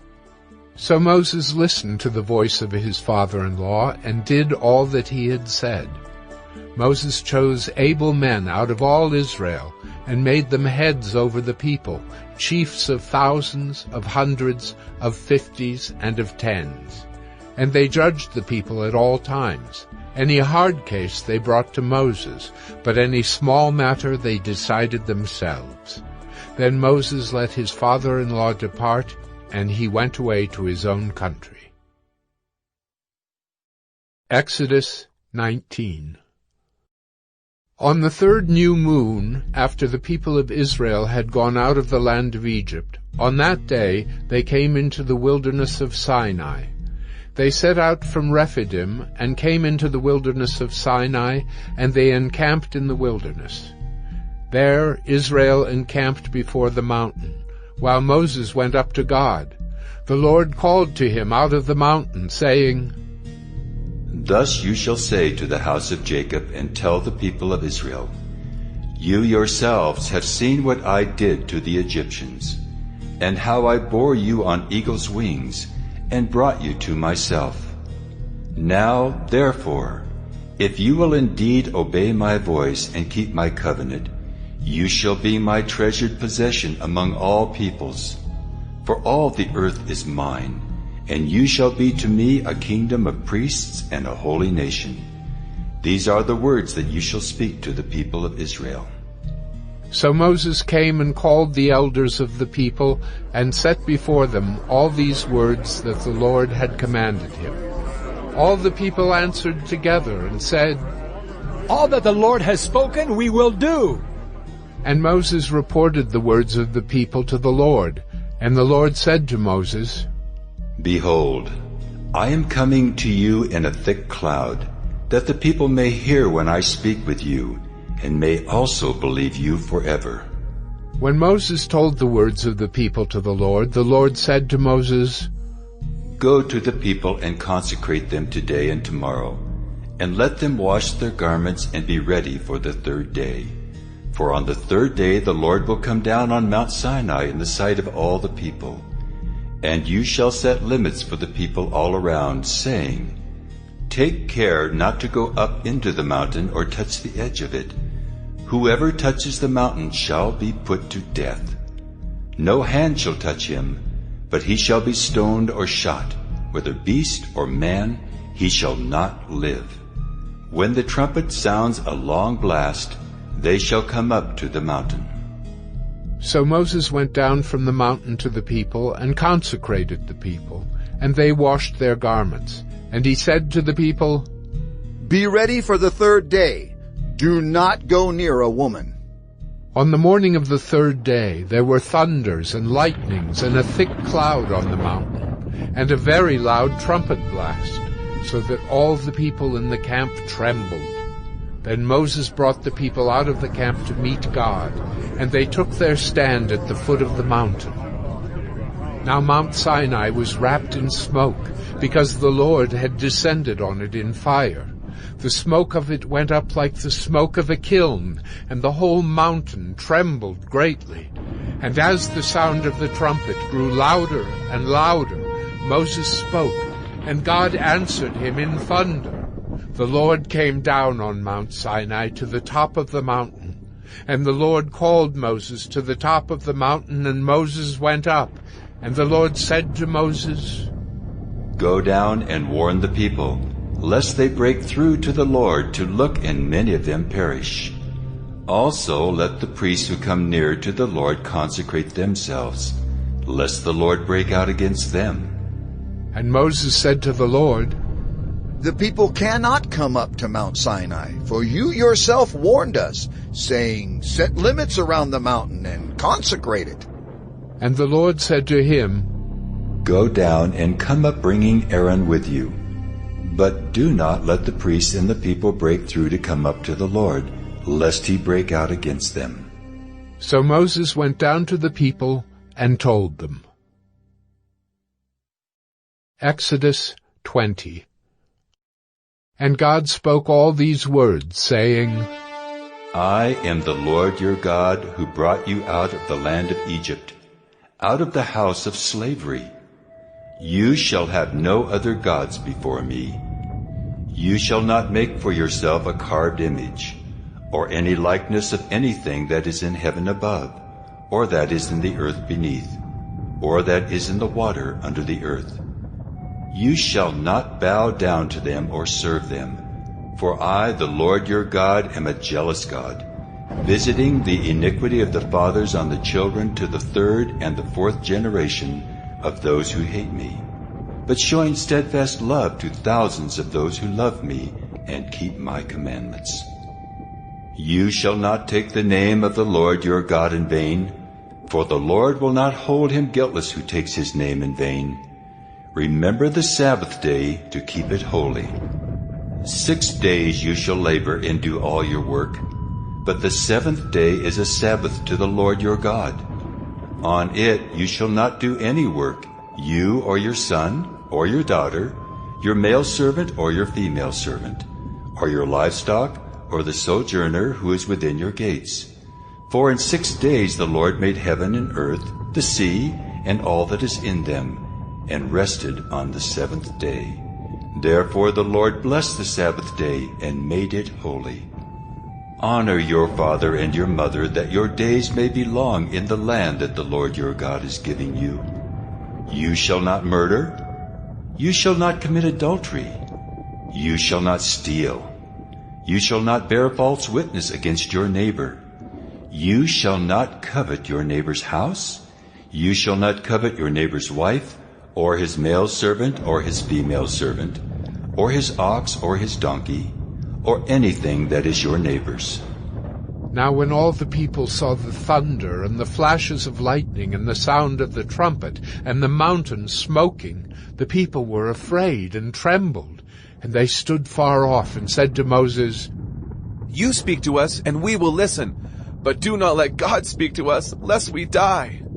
Moses said to the people, Do not fear, for God has come to test you, that the fear of him may be before you, that you may not sin. The people stood far off, while Moses drew near to the thick darkness where God was. And the Lord said to Moses, Thus you shall say to the people of Israel, You have seen for yourselves that I have talked with you from heaven. You shall not make gods of silver to be with me, nor shall you make for yourselves gods of gold. An altar of earth you shall make for me, and sacrifice on it your burnt offerings and your peace offerings, your sheep and your oxen. In every place where I cause my name to be remembered, I will come to you and bless you. If you make me an altar of stone, you shall not build it of hewn stones. For if you wield your tool on it, you profane it. And you shall not go up by steps to my altar, that your nakedness be not exposed on it. Exodus 21. Now these are the rules that you shall set before them. When you buy a Hebrew slave, he shall serve 6 years, and in the 7th he shall go out free for nothing. If he comes in single, he shall go out single. If he comes in married, then his wife shall go out with him. If his master gives him a wife, and she bears him sons or daughters, the wife and her children shall be her master's, and he shall go out alone.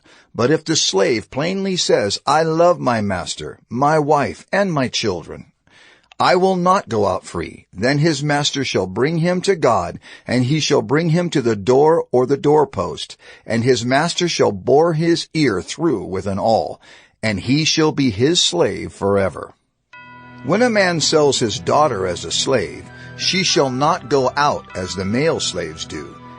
If she does not please her master, who has designated her for himself, then he shall let her be redeemed. He shall have no right to sell her to a foreign people, since he has broken faith with her. If he designates her for his son, he shall deal with her as with a daughter. If he takes another wife to himself, he shall not diminish her food, her clothing, or her marital rights.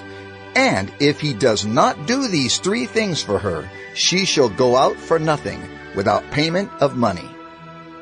Whoever strikes a man so that he dies shall be put to death. But if he did not lie in wait for him, but God let him fall into his hand, then I will appoint for you a place to which he may flee. But if a man willfully attacks another to kill him by cunning, you shall take him from my altar, that he may die. Whoever strikes his father or his mother shall be put to death. Whoever steals a man and sells him, and anyone found in possession of him, shall be put to death. Whoever curses his father or his mother shall be put to death. When men quarrel, and one strikes the other with a stone or with his fist, and the man does not die but takes to his bed, then if the man rises again and walks outdoors with his staff, he who struck him shall be clear. Only he shall pay for the loss of his time, and shall have him thoroughly healed. When a man strikes his slave, male or female, with a rod, and the slave dies under his hand, he shall be avenged. But if the slave survives a day or 2, he is not to be avenged, for the slave is his money. When men strive together and hit a pregnant woman, so that her children come out, but there is no harm, the one who hit her shall surely be fined, as the woman's husband shall impose on him, and he shall pay as the judges determine. But if there is harm, then you shall pay life for life, eye for eye, tooth for tooth, hand for hand, foot for foot, burn for burn, wound for wound, stripe for stripe. When a man strikes the eye of his slave, male or female, and destroys it, he shall let the slave go free because of his eye. If he knocks out the tooth of his slave, male or female, he shall let the slave go free because of his tooth. When an ox gores a man or a woman to death, the ox shall be stoned, and its flesh shall not be eaten. But the owner of the ox shall not be liable. But if the ox has been accustomed to gore in the past, and its owner has been warned but has not kept it in, and it kills a man or a woman, the ox shall be stoned, and its owner also shall be put to death. If a ransom is imposed on him, then he shall give for the redemption of his life whatever is imposed on him. If it gores a man's son or daughter, he shall be dealt with according to this same rule. If the ox gores a slave, male or female, the owner shall give to their master 30 shekels of silver, and the ox shall be stoned. When a man opens a pit, or when a man digs a pit, and does not cover it, and an ox or a donkey falls into it, the owner of the pit shall make restoration. He shall give money to its owner, and the dead beast shall be his. When one man's ox butts another's, so that it dies, then they shall sell the live ox and share its price, and the dead beast also they shall share. Or if it is known that the ox has been accustomed to gore in the past, and its owner has not kept it in, he shall repay ox for ox, and the dead beast shall be his. Exodus 22. If a man steals an ox or a sheep and kills it or sells it, he shall repay 5 oxen for an ox, and 4 sheep for a sheep. If a thief is found breaking in and is struck so that he dies, there shall be no blood guilt for him. But if the sun has risen on him, there shall be blood guilt for him. He shall surely pay. If he has nothing, then he shall be sold for his theft. If the stolen beast is found alive in his possession, whether it is an ox or a donkey or a sheep, he shall pay double. If a man causes a field or vineyard to be grazed over, or lets his beast loose and it feeds in another man's field, he shall make restitution from the best in his own field and in his own vineyard. If fire breaks out and catches in thorns so that the stacked grain or the standing grain or the field is consumed, he who started the fire shall make full restitution. If a man gives to his neighbor money or goods to keep safe, and it is stolen from the man's house, then if the thief is found, he shall pay double. If the thief is not found, the owner of the house shall come near to God to show whether or not he has put his hand to his neighbor's property. For every breach of trust, whether it is for an ox, for a donkey, for a sheep, for a cloak, or for any kind of lost thing, of which one says, "This is it," the case of both parties shall come before God. The one whom God condemns shall pay double to his neighbor. If a man gives to his neighbor a donkey or an ox or a sheep or any beast to keep safe, and it dies or is injured or is driven away without anyone seeing it, an oath by the Lord shall be between them both to see whether or not he has put his hand to his neighbor's property. The owner shall accept the oath, and he shall not make restitution. But if it is stolen from him, he shall make restitution to its owner. If it is torn by beasts, let him bring it as evidence. He shall not make restitution for what has been torn. If a man borrows anything of his neighbor, and it is injured or dies, the owner not being with it, he shall make full restitution. If the owner was with it, he shall not make restitution. If it was hired, it came for its hiring fee. If a man seduces a virgin who is not betrothed and lies with her, he shall give the bride price for her and make her his wife. If her father utterly refuses to give her to him, he shall pay money equal to the bride price for virgins. You shall not permit a sorceress to live. Whoever lies with an animal shall be put to death. Whoever sacrifices to any god other than the Lord alone shall be devoted to destruction. You shall not wrong a sojourner or oppress him, for you were sojourners in the land of Egypt. You shall not mistreat any widow or fatherless child. If you do mistreat them, and they cry out to me, I will surely hear their cry, and my wrath will burn, and I will kill you with the sword, and your wives shall become widows, and your children fatherless. If you lend money to any of my people with you who is poor, you shall not be like a moneylender to him, and you shall not exact interest from him. If ever you take your neighbor's cloak in pledge, you shall return it to him before the sun goes down, for that is his only covering, and it is his cloak for his body. In what else shall he sleep? And if he cries to me, I will hear, for I am compassionate. You shall not revile God, nor curse a ruler of your people. You shall not delay to offer from the fullness of your harvest, and from the outflow of your presses. The firstborn of your sons you shall give to me. You shall do the same with your oxen and with your sheep. 7 days it shall be with its mother. On the 8th day you shall give it to me. You shall be consecrated to me. Therefore you shall not eat any flesh that is torn by beasts in the field. You shall throw it to the dogs. Exodus 23. You shall not spread a false report. You shall not join hands with a wicked man to be a malicious witness. You shall not fall in with the many to do evil, nor shall you bear witness in a lawsuit, siding with the many, so as to pervert justice. Nor shall you be partial to a poor man in his lawsuit. If you meet your enemy's ox or his donkey going astray, you shall bring it back to him. If you see the donkey of one who hates you lying down under its burden, you shall refrain from leaving him with it. You shall rescue it with him. You shall not pervert the justice due to your poor in his lawsuit. Keep far from a false charge, and do not kill the innocent and righteous, for I will not acquit the wicked. And you shall take no bribe, for a bribe blinds the clear-sighted and subverts the cause of those who are in the right. You shall not oppress a sojourner. You know the heart of a sojourner, for you were sojourners in the land of Egypt. For 6 years you shall sow your land and gather in its yield. But the 7th year you shall let it rest and lie fallow, that the poor of your people may eat, and what they leave the beast of the field may eat. You shall do likewise with your vineyard and with your olive orchard. 6 days you shall do your work, but on the 7th day you shall rest, that your ox and your donkey may have rest, and the son of your servant woman and the alien may be refreshed.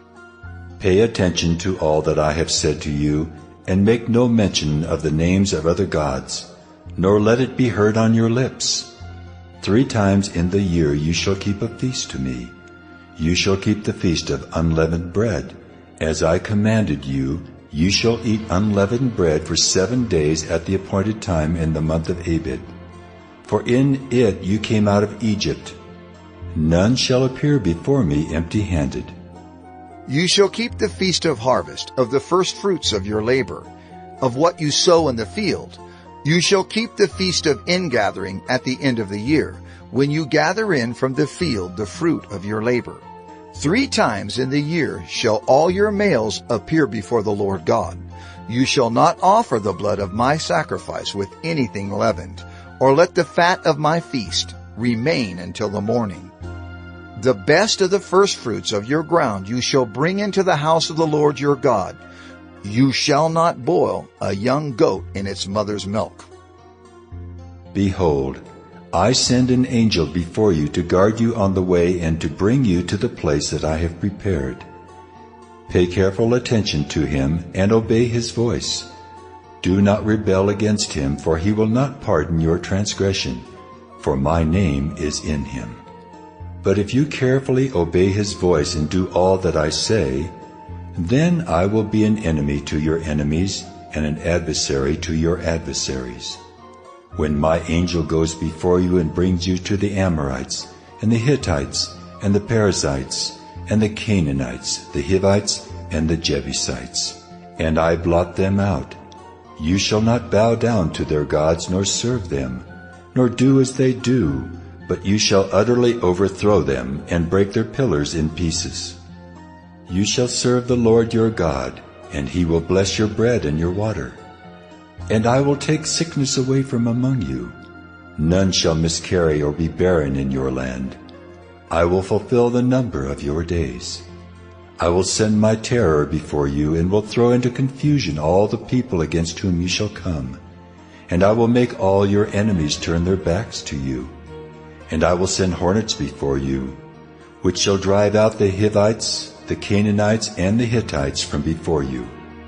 I will not drive them out from before you in 1 year, lest the land become desolate and the wild beasts multiply against you. Little by little I will drive them out from before you until you have increased and possessed the land. And I will set your border from the Red Sea to the Sea of the Philistines, and from the wilderness to the Euphrates. For I will give the inhabitants of the land into your hand, and you shall drive them out before you. You shall make no covenant with them and their gods. They shall not dwell in your land, lest they make you sin against me. For if you serve their gods, it will surely be a snare to you. Exodus 24. Then he said to Moses, Come up to the Lord, you and Aaron, Nadab and Abihu, and 70 of the elders of Israel, and worship from afar. Moses alone shall come near to the Lord, but the others shall not come near, and the people shall not come up with him. Moses came and told the people all the words of the Lord and all the rules. And all the people answered with one voice and said, All the words that the Lord has spoken we will do. And Moses wrote down all the words of the Lord. He rose early in the morning and built an altar at the foot of the mountain, and 12 pillars according to the 12 tribes of Israel. And he sent young men of the people of Israel, who offered burnt offerings and sacrificed peace offerings of oxen to the Lord. And Moses took half of the blood and put it in basins, and half of the blood he threw against the altar. Then he took the book of the covenant and read it in the hearing of the people. And they said, "All that the Lord has spoken we will do, and we will be obedient." And Moses took the blood and threw it on the people and said, "Behold, the blood of the covenant that the Lord has made with you, in accordance with all these words." Then Moses and Aaron, Nadab and Abihu, and 70 of the elders of Israel went up, and they saw the God of Israel. There was under his feet, as it were, a pavement of sapphire stone, like the very heaven for clearness. And he did not lay his hand on the chief men of the people of Israel. They beheld God, and ate and drank. The Lord said to Moses, "Come up to me on the mountain, and wait there, that I may give you the tablets of stone, with the law and the commandment, which I have written for their instruction." So Moses rose with his assistant Joshua, and Moses went up into the mountain of God, and he said to the elders, "Wait here for us until we return to you. And behold, Aaron and Hur are with you. Whoever has a dispute, let him go to them." Then Moses went up on the mountain, and the cloud covered the mountain. The glory of the Lord dwelt on Mount Sinai, and the cloud covered it 6 days. And on the 7th day he called to Moses out of the midst of the cloud. Now the appearance of the glory of the Lord was like a devouring fire on the top of the mountain in the sight of the people of Israel. Moses entered the cloud and went up on the mountain. And Moses was on the mountain 40 days and 40 nights. Exodus 25. The Lord said to Moses, "Speak to the people of Israel that they take for me a contribution. From every man whose heart moves him, you shall receive the contribution for me.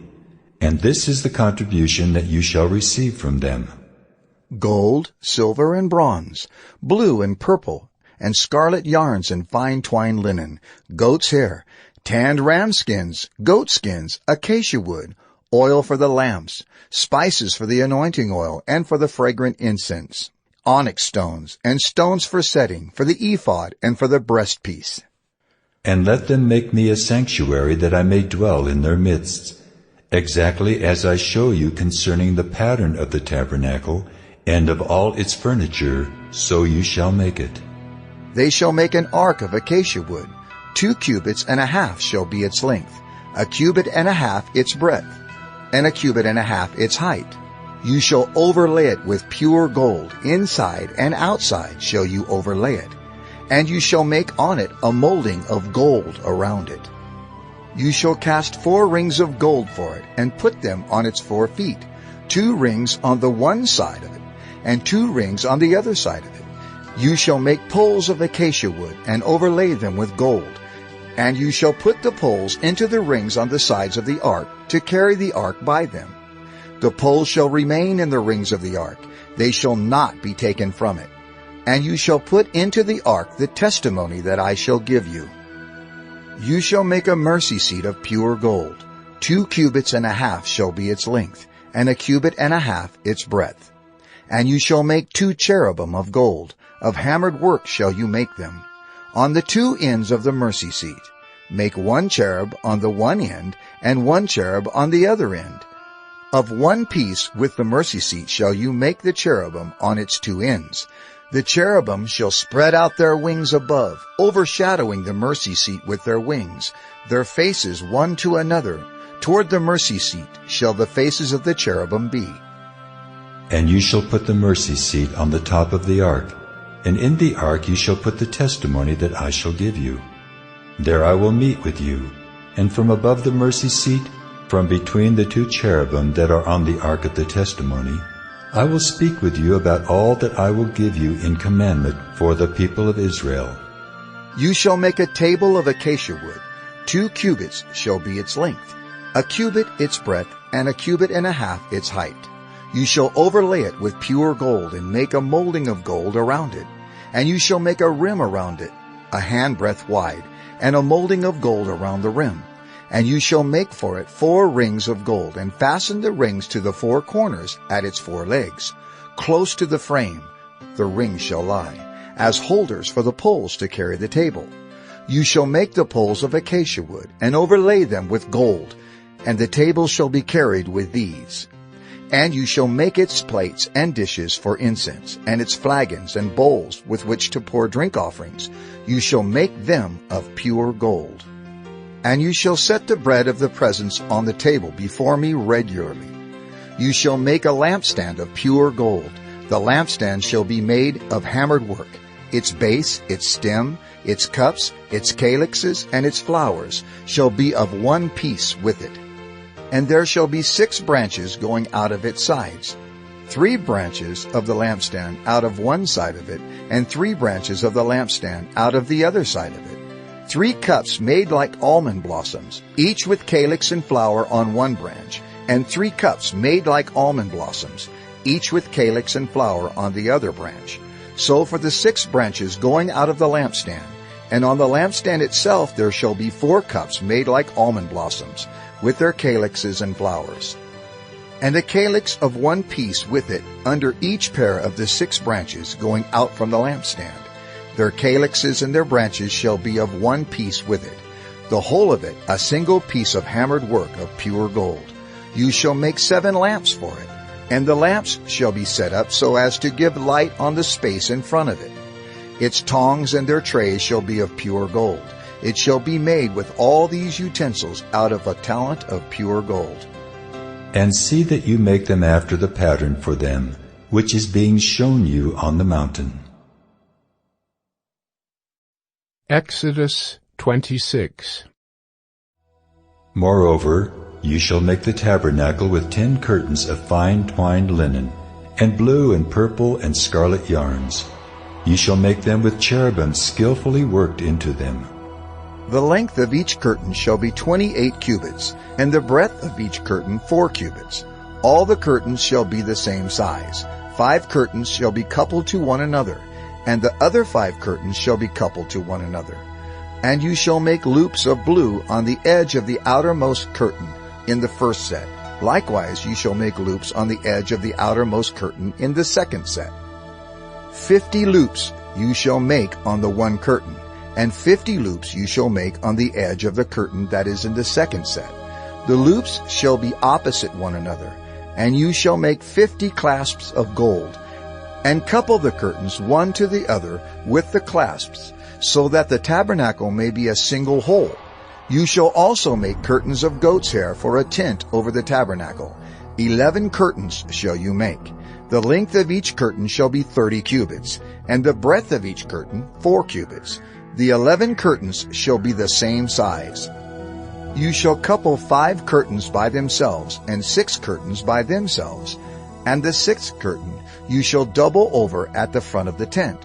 You shall make 50 loops on the edge of the curtain that is outermost in one set, and 50 loops on the edge of the curtain that is outermost in the second set. You shall make 50 clasps of bronze, and put the clasps into the loops, and couple the tent together, that it may be a single whole. And the part that remains of the curtains of the tent, the half curtain that remains, shall hang over the back of the tabernacle. And the extra that remains in the length of the curtains, the cubit on the one side and the cubit on the other side, shall hang over the sides of the tabernacle, on this side and that side, to cover it. And you shall make for the tent a covering of tan ram skins, and a covering of goat skins on top.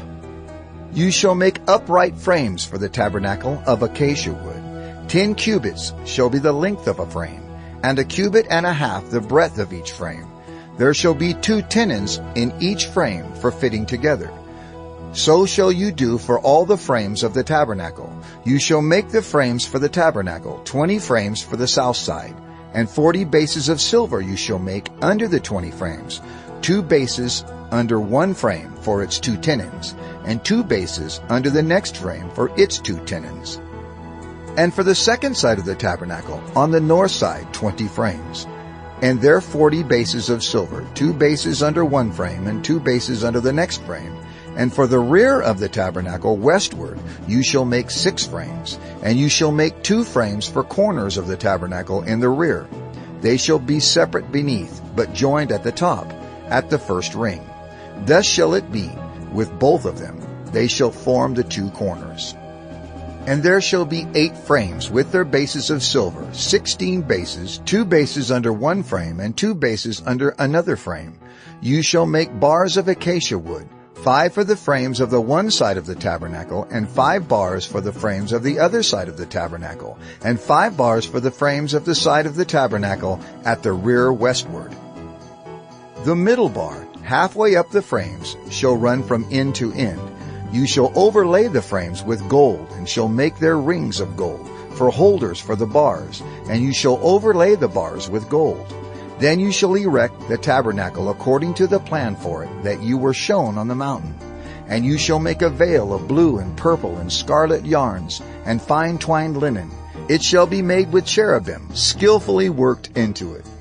And you shall hang it on 4 pillars of acacia, overlaid with gold, with hooks of gold, on 4 bases of silver.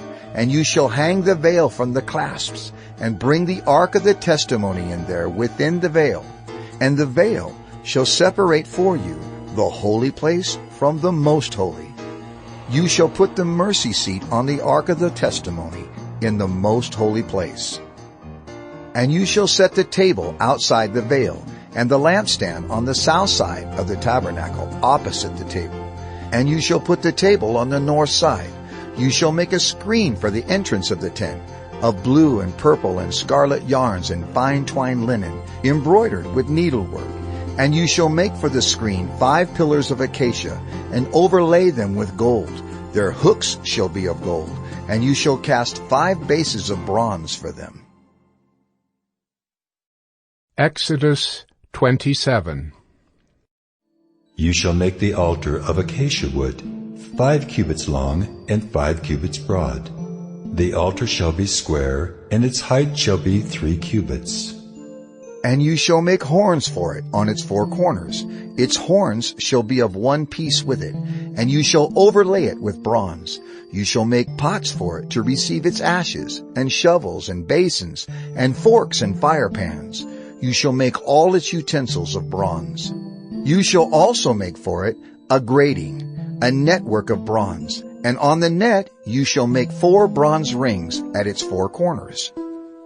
And you shall set it under the ledge of the altar, so that the net extends halfway down the altar. And you shall make poles for the altar, poles of acacia wood, and overlay them with bronze. And the poles shall be put through the rings, so that the poles are on the 2 sides of the altar when it is carried. You shall make it hollow with boards, as it has been shown you on the mountain. So shall it be made. You shall make the court of the tabernacle.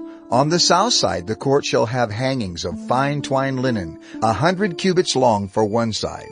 Its 20 pillars and their 20 bases shall be of bronze, but the hooks of the pillars and their fillets shall be of silver. And likewise for its length on the north side there shall be hangings, 100 cubits long, its pillars 20, and their bases 20, of bronze. But the hooks of the pillars and their fillets shall be of silver.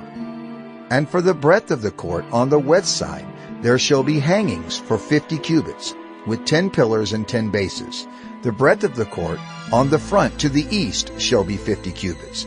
The hangings for the one side of the gate shall be 15 cubits, with their 3 pillars and 3 bases. On the other side the hangings shall be 15 cubits, with their 3 pillars and 3 bases. For the gate of the court there shall be a screen 20 cubits long, of blue and purple and scarlet yarns and fine twined linen, embroidered with needlework. It shall have 4 pillars, and with them 4 bases. All the pillars around the court shall be filleted with silver. Their hooks shall be of silver, and their bases of bronze. The length of the court shall be 100 cubits, the breadth 50, and the height 5 cubits, with hangings of fine twined linen and bases of bronze. All the utensils of the tabernacle for every use, and all its pegs and all the pegs of the court shall be of bronze. You shall command the people of Israel that they bring to you pure beaten olive oil for the light, that a lamp may regularly be set up to burn. In the tent of meeting, outside the veil that is before the testimony, Aaron and his sons shall tend it from evening to morning before the Lord. It shall be a statute forever to be observed throughout their generations by the people of Israel. Exodus 28. Then bring near to you Aaron your brother and his sons with him, from among the people of Israel to serve me as priests. Aaron and Aaron's sons, Nadab and Abihu, Eleazar and Ithamar. And you shall make holy garments for Aaron your brother, for glory and for beauty. You shall speak to all the skillful whom I have filled with a spirit of skill, that they make Aaron's garments to consecrate him for my priesthood. These are the garments that they shall make: a breastpiece, an ephod, a robe, a coat of checkerwork, a turban, and a sash. They shall make holy garments for Aaron your brother and his sons to serve me as priests.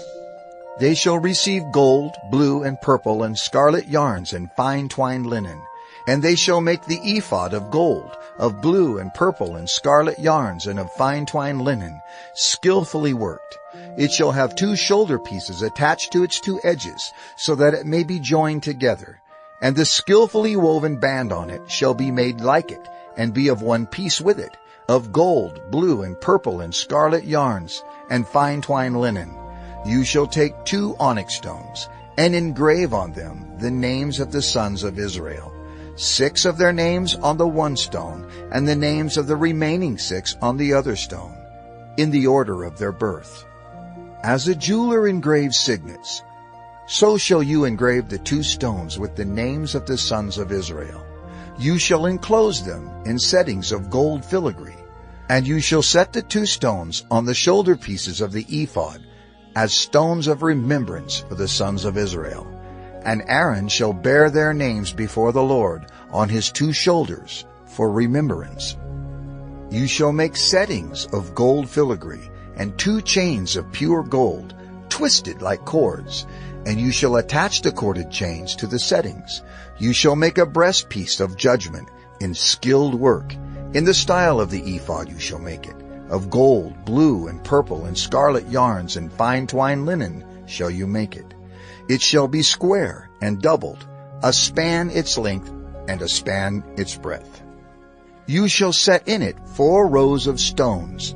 A row of sardius, topaz, and carbuncle shall be the first row, and the second row an emerald, a sapphire, and a diamond, and the third row a jacinth, an agate, and an amethyst, and the 4th row a beryl, an onyx, and a jasper.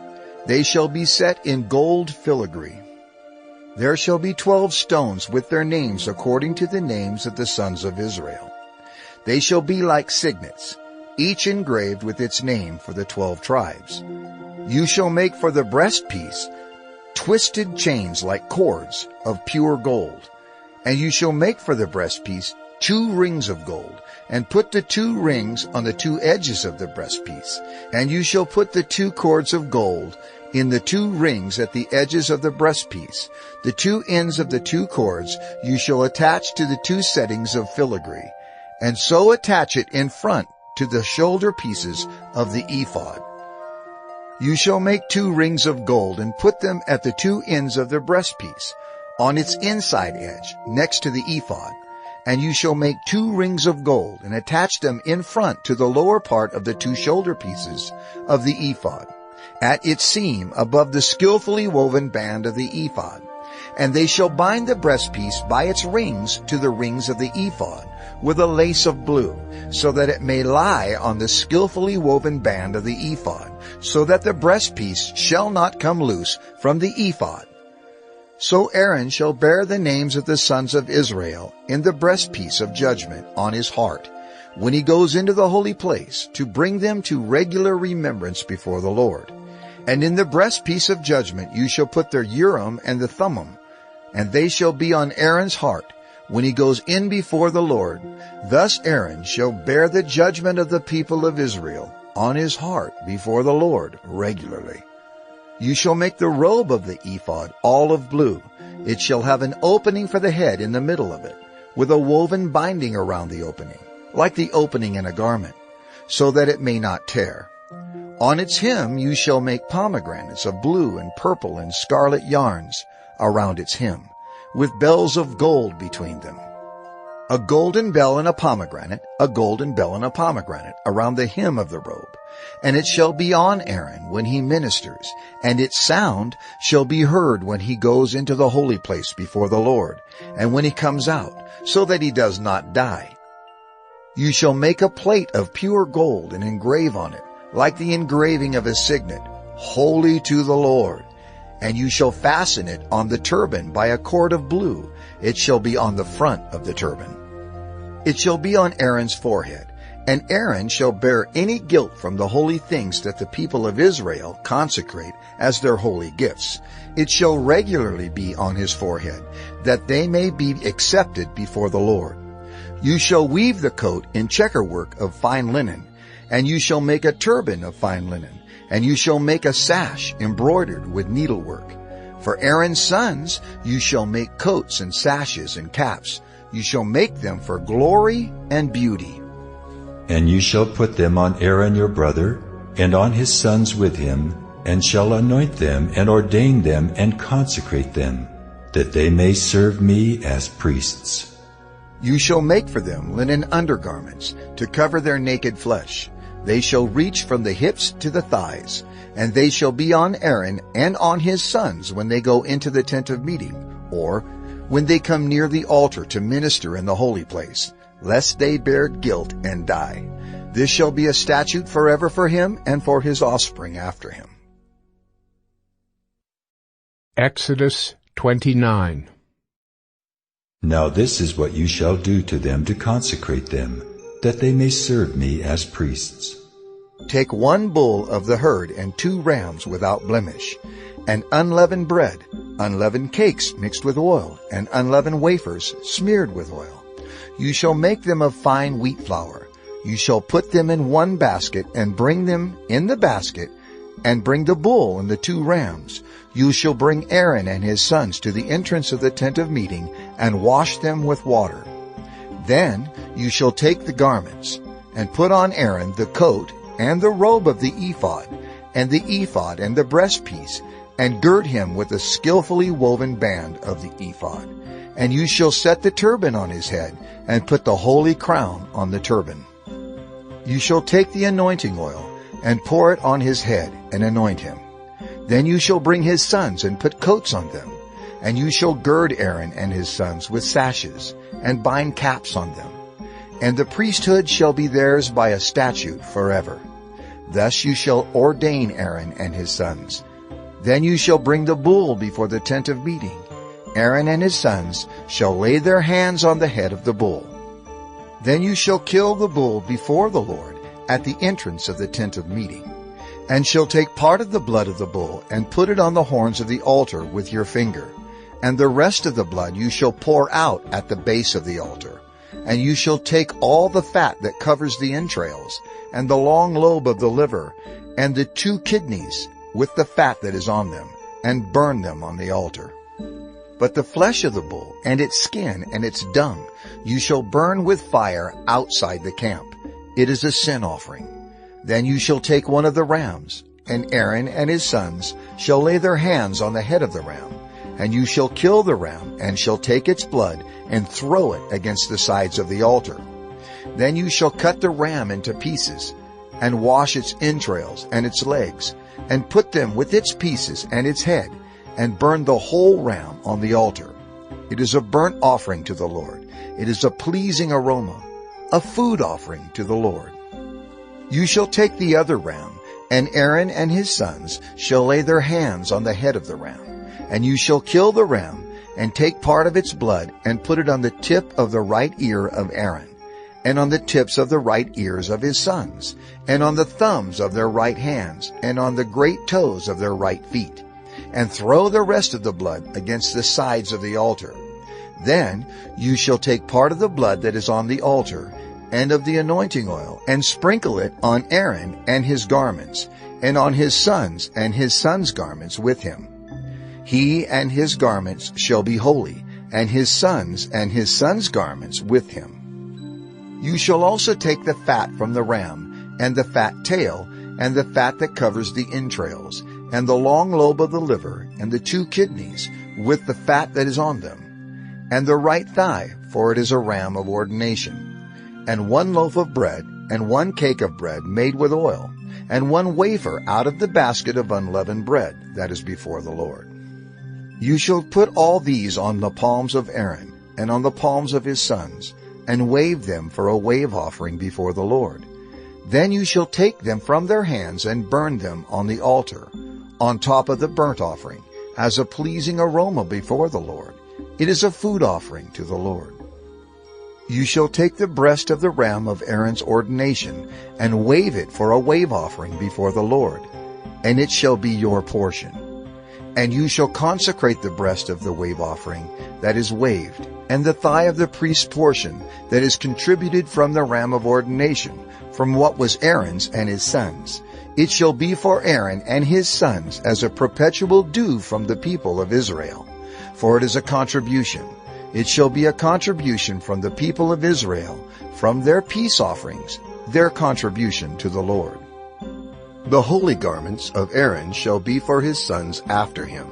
They shall be anointed in them and ordained in them. The son who succeeds him as priest, who comes into the tent of meeting to minister in the holy place, shall wear them 7 days. You shall take the ram of ordination and boil its flesh in a holy place. And Aaron and his sons shall eat the flesh of the ram, and the bread that is in the basket, in the entrance of the tent of meeting. They shall eat those things with which atonement was made at their ordination and consecration, but an outsider shall not eat of them, because they are holy. And if any of the flesh for the ordination or of the bread remain until the morning, then you shall burn the remainder with fire. It shall not be eaten, because it is holy. Thus you shall do to Aaron and to his sons, according to all that I have commanded you. Through 7 days shall you ordain them, and every day you shall offer a bull as a sin offering for atonement. Also you shall purify the altar, when you make atonement for it, and shall anoint it to consecrate it. 7 days you shall make atonement for the altar, and consecrate it. And the altar shall be most holy. Whatever touches the altar shall become holy. Now this is what you shall offer on the altar: 2 lambs, a year old, day by day, regularly. 1 lamb you shall offer in the morning, and the other lamb you shall offer at twilight. And with the first lamb 1/10 seah of fine flour mingled with 1/4 of a hin of beaten oil, and 1/4 of a hin of wine for a drink offering. The other lamb you shall offer at twilight, and shall offer with it a grain offering and its drink offering, as in the morning, for a pleasing aroma, a food offering to the Lord. It shall be a regular burnt offering throughout your generations, at the entrance of the tent of meeting before the Lord, where I will meet with you to speak to you there. There I will meet with the people of Israel, and it shall be sanctified by my glory. I will consecrate the tent of meeting and the altar. Aaron also and his sons I will consecrate to serve me as priests. I will dwell among the people of Israel, and will be their God. And they shall know that I am the Lord their God, who brought them out of the land of Egypt, that I might dwell among them. I am the Lord their God. Exodus 30. You shall make an altar on which to burn incense. You shall make it of acacia wood. A cubit shall be its length, and a cubit its breadth. It shall be square, and 2 cubits shall be its height. Its horns shall be of 1 piece with it. You shall overlay it with pure gold, its top and around its sides and its horns. And you shall make a molding of gold around it. And you shall make 2 golden rings for it. Under its molding, on 2 opposite sides of it, you shall make them. And they shall be holders for poles with which to carry it. You shall make the poles of acacia wood, and overlay them with gold. And you shall put it in front of the veil that is above the ark of the testimony, in front of the mercy seat that is above the testimony, where I will meet with you. And Aaron shall burn fragrant incense on it, Every morning when he dresses the lamps, he shall burn it. And when Aaron sets up the lamps at twilight, he shall burn it. A regular incense offering before the Lord throughout your generations. You shall not offer unauthorized incense on it, or a burnt offering, or a grain offering, and you shall not pour a drink offering on it. Aaron shall make atonement on its horns once a year. With the blood of the sin offering of atonement he shall make atonement for it once in the year throughout your generations. It is most holy to the Lord.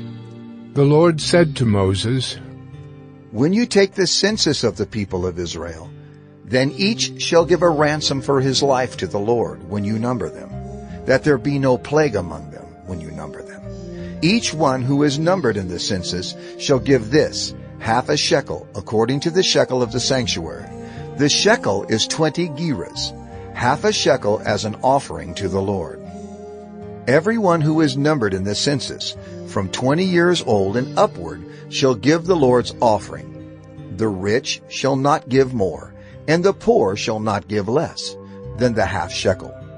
When you give the Lord's offering to make atonement for your lives, you shall take the atonement money from the people of Israel, and shall give it for the service of the tent of meeting, that it may bring the people of Israel to remembrance before the Lord, so as to make atonement for your lives.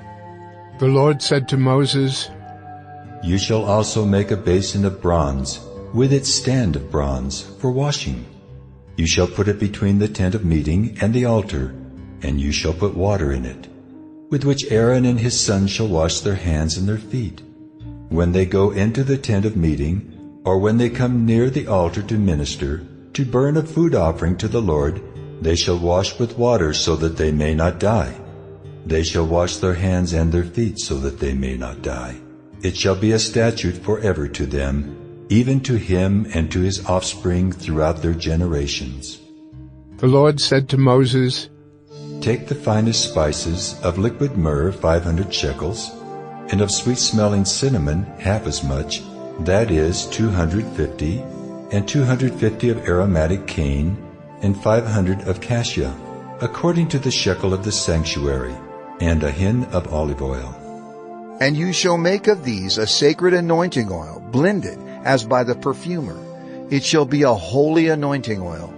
With it you shall anoint the tent of meeting and the ark of the testimony, and the table and all its utensils, and the lampstand and its utensils, and the altar of incense, and the altar of burnt offering with all its utensils, and the basin and its stand. You shall consecrate them that they may be most holy. Whatever touches them will become holy.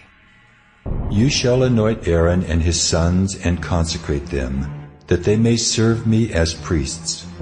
And you shall say to the people of Israel, This shall be my holy anointing oil throughout your generations. It shall not be poured on the body of an ordinary person, and you shall make no other like it in composition. It is holy, and it shall be holy to you. Whoever compounds any like it, or whoever puts any of it on an outsider, shall be cut off from his people.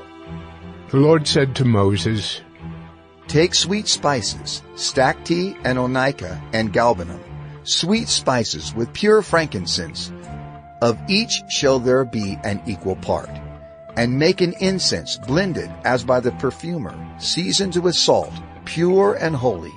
You shall beat some of it very small, and put part of it before the testimony in the tent of meeting, where I shall meet with you. It shall be most holy for you.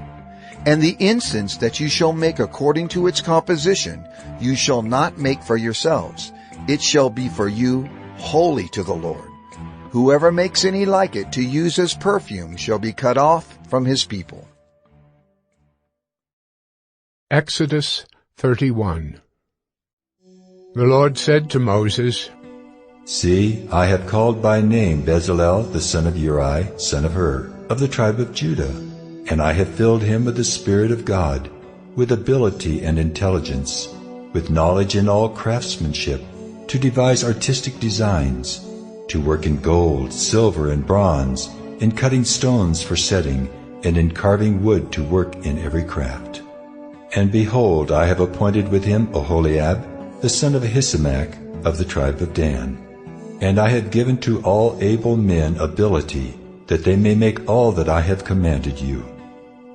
The tent of meeting and the ark of the testimony, and the mercy seat that is on it, and all the furnishings of the tent, the table and its utensils, and the pure lampstand with all its utensils, and the altar of incense, and the altar of burnt offering with all its utensils, and the basin and its stand, and the finely worked garments, the holy garments for Aaron the priest, and the garments of his sons, for their service as priests, and the anointing oil, and the fragrant incense for the holy place, according to all that I have commanded you, they shall do.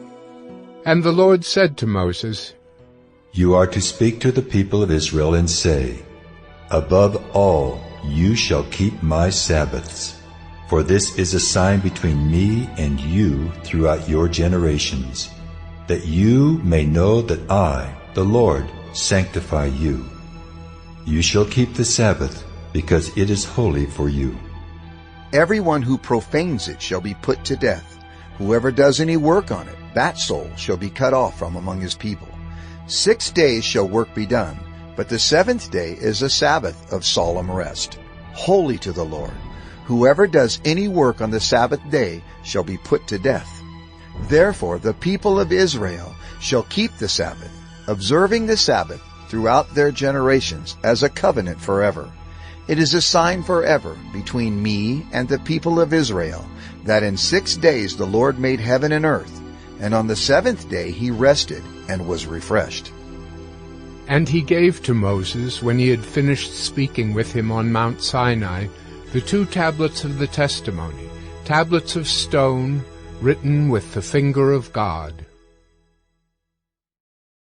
Exodus 32.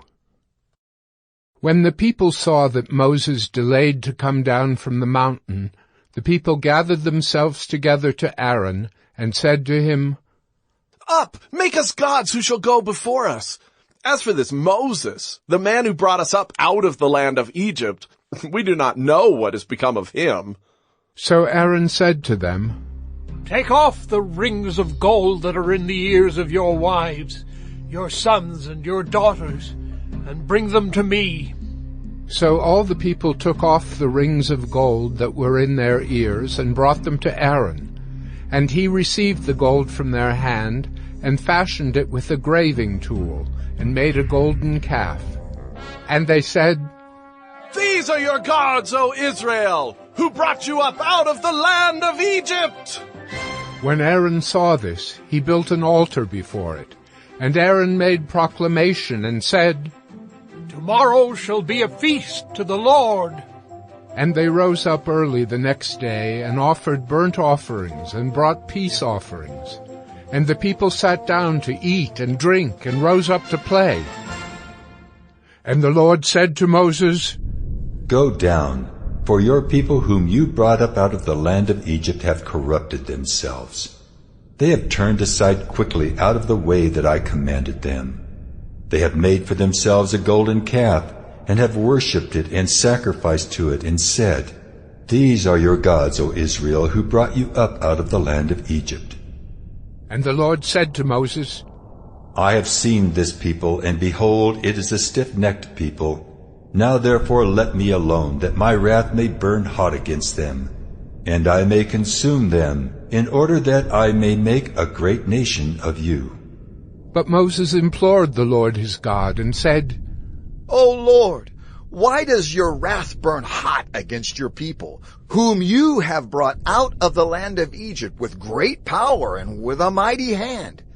Why should the Egyptians say, With evil intent did he bring them out, to kill them in the mountains and to consume them from the face of the earth? Turn from your burning anger and relent from this disaster against your people. Remember Abraham, Isaac, and Israel, your servants, to whom you swore by your own self, and said to them, I will multiply your offspring as the stars of heaven, and all this land that I have promised I will give to your offspring, and they shall inherit it forever. And the Lord relented from the disaster that he had spoken of bringing on his people. Then Moses turned and went down from the mountain with the 2 tablets of the testimony in his hand, tablets that were written on both sides. On the front and on the back they were written. The tablets were the work of God, and the writing was the writing of God, engraved on the tablets. When Joshua heard the noise of the people as they shouted, he said to Moses, "There is a noise of war in the camp." But he said, "It is not the sound of shouting for victory, or the sound of the cry of defeat, but the sound of singing that I hear." And as soon as he came near the camp and saw the calf and the dancing, Moses' anger burned hot, and he threw the tablets out of his hands and broke them at the foot of the mountain. He took the calf that they had made and burned it with fire, and ground it to powder and scattered it on the water, and made the people of Israel drink it. And Moses said to Aaron, "What did this people do to you that you have brought such a great sin upon them?" And Aaron said, "Let not the anger of my Lord burn hot. You know the people, that they are set on evil. For they said to me, 'Make us gods who shall go before us.' As for this Moses, the man who brought us up out of the land of Egypt, we do not know what has become of him. So I said to them, 'Let any who have gold take it off.' So they gave it to me, and I threw it into the fire, and out came this calf." And when Moses saw that the people had broken loose, for Aaron had let them break loose to the derision of their enemies, then Moses stood in the gate of the camp and said, "Who is on the Lord's side? Come to me."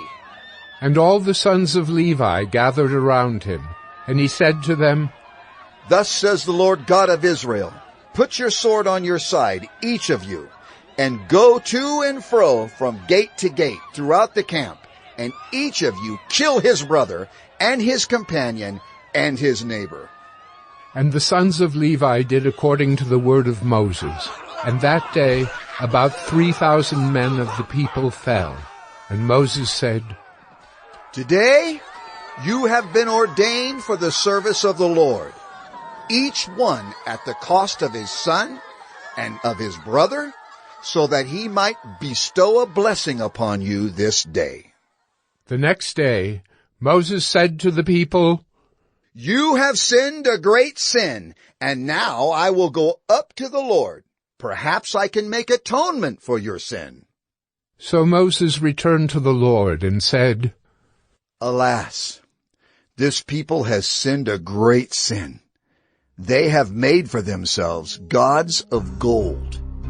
But now, if you will forgive their sin, but if not, please blot me out of your book that you have written." But the Lord said to Moses, "Whoever has sinned against me, I will blot out of my book. But now go, lead the people to the place about which I have spoken to you. Behold, my angel shall go before you. Nevertheless, in the day when I visit, I will visit their sin upon them." Then the Lord sent a plague on the people, because they made the calf, the one that Aaron made. Exodus 33. The Lord said to Moses, "Depart, go up from here, you and the people whom you have brought up out of the land of Egypt, to the land of which I swore to Abraham, Isaac, and Jacob, saying, 'To your offspring I will give it.' I will send an angel before you, and I will drive out the Canaanites, the Amorites, the Hittites, the Perizzites, the Hivites, and the Jebusites. Go up to a land flowing with milk and honey. But I will not go up among you, lest I consume you on the way, for you are a stiff-necked people." When the people heard this disastrous word, they mourned, and no one put on his ornaments, for the Lord had said to Moses, "Say to the people of Israel, you are a stiff-necked people. If for a single moment I should go up among you, I would consume you. So now take off your ornaments, that I may know what to do with you. Therefore the people of Israel stripped themselves of their ornaments from Mount Horeb onward. Now Moses used to take the tent and pitch it outside the camp, far off from the camp, and he called it the tent of meeting. And everyone who sought the Lord would go out to the tent of meeting, which was outside the camp. Whenever Moses went out to the tent, all the people would rise up, and each would stand at his tent door and watch Moses until he had gone into the tent. When Moses entered the tent, the pillar of cloud would descend and stand at the entrance of the tent, and the Lord would speak with Moses. And when all the people saw the pillar of cloud standing at the entrance of the tent, all the people would rise up and worship, each at his tent door. Thus the Lord used to speak to Moses face to face, as a man speaks to his friend. When Moses turned again into the camp, his assistant Joshua, the son of Nun, a young man, would not depart from the tent. Moses said to the Lord, See, you say to me, Bring up this people, but you have not let me know whom you will send with me. Yet you have said, I know you by name, and you have also found favor in my sight. Now therefore, if I have found favor in your sight, please show me now your ways, that I may know you in order to find favor in your sight. Consider too that this nation is your people. And he said, My presence will go with you, and I will give you rest. And he said to him, If your presence will not go with me, do not bring us up from here. For how shall it be known that I have found favor in your sight, I and your people? Is it not in your going with us, so that we are distinct, I and your people, from every other people on the face of the earth? And the Lord said to Moses, This very thing that you have spoken, I will do, for you have found favor in my sight, and I know you by name.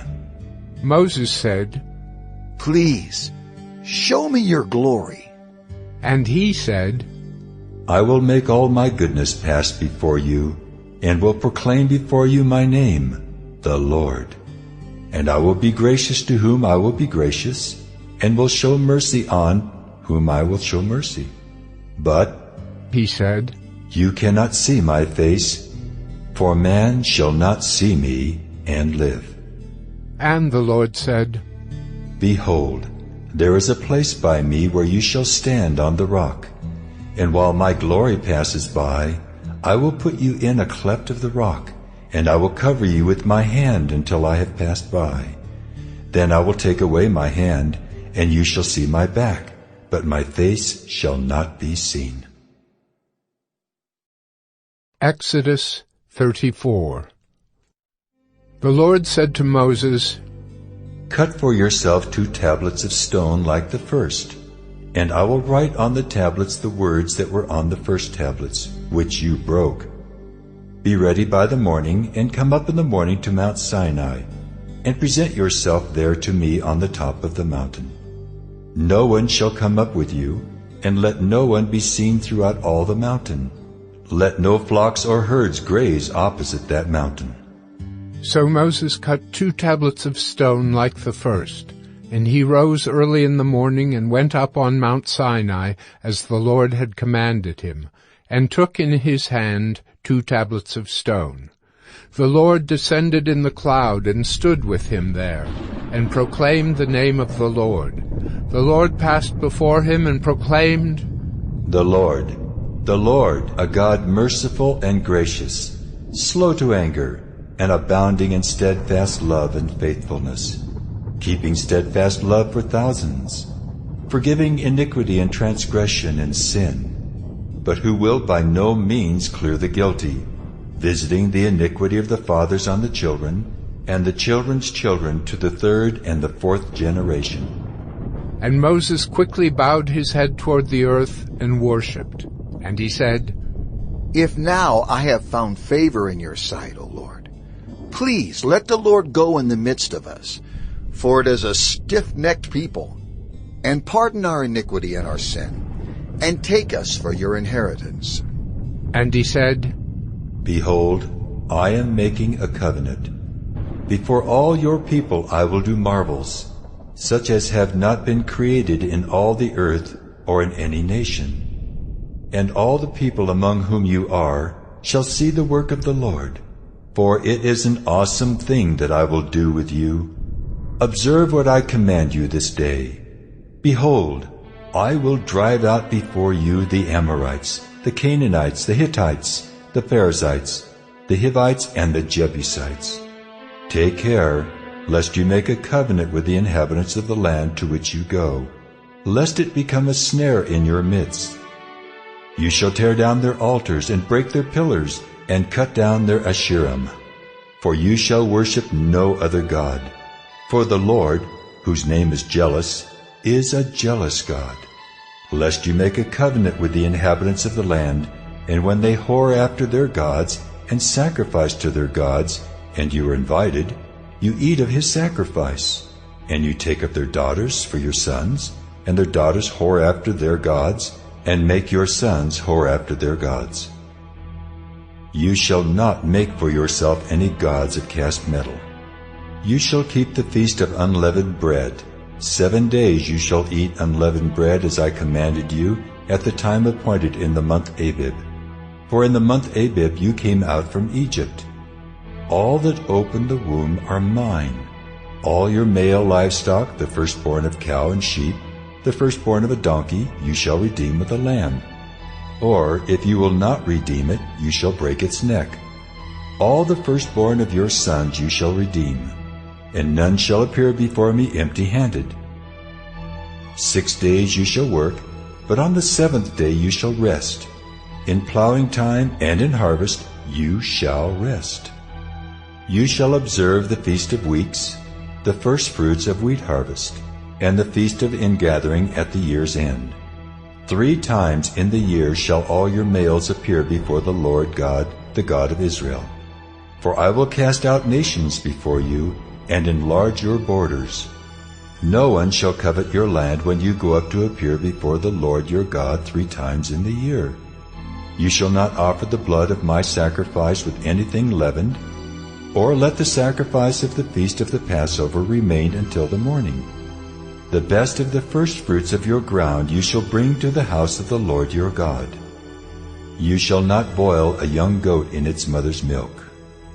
And the Lord said to Moses, Write these words, for in accordance with these words I have made a covenant with you and with Israel.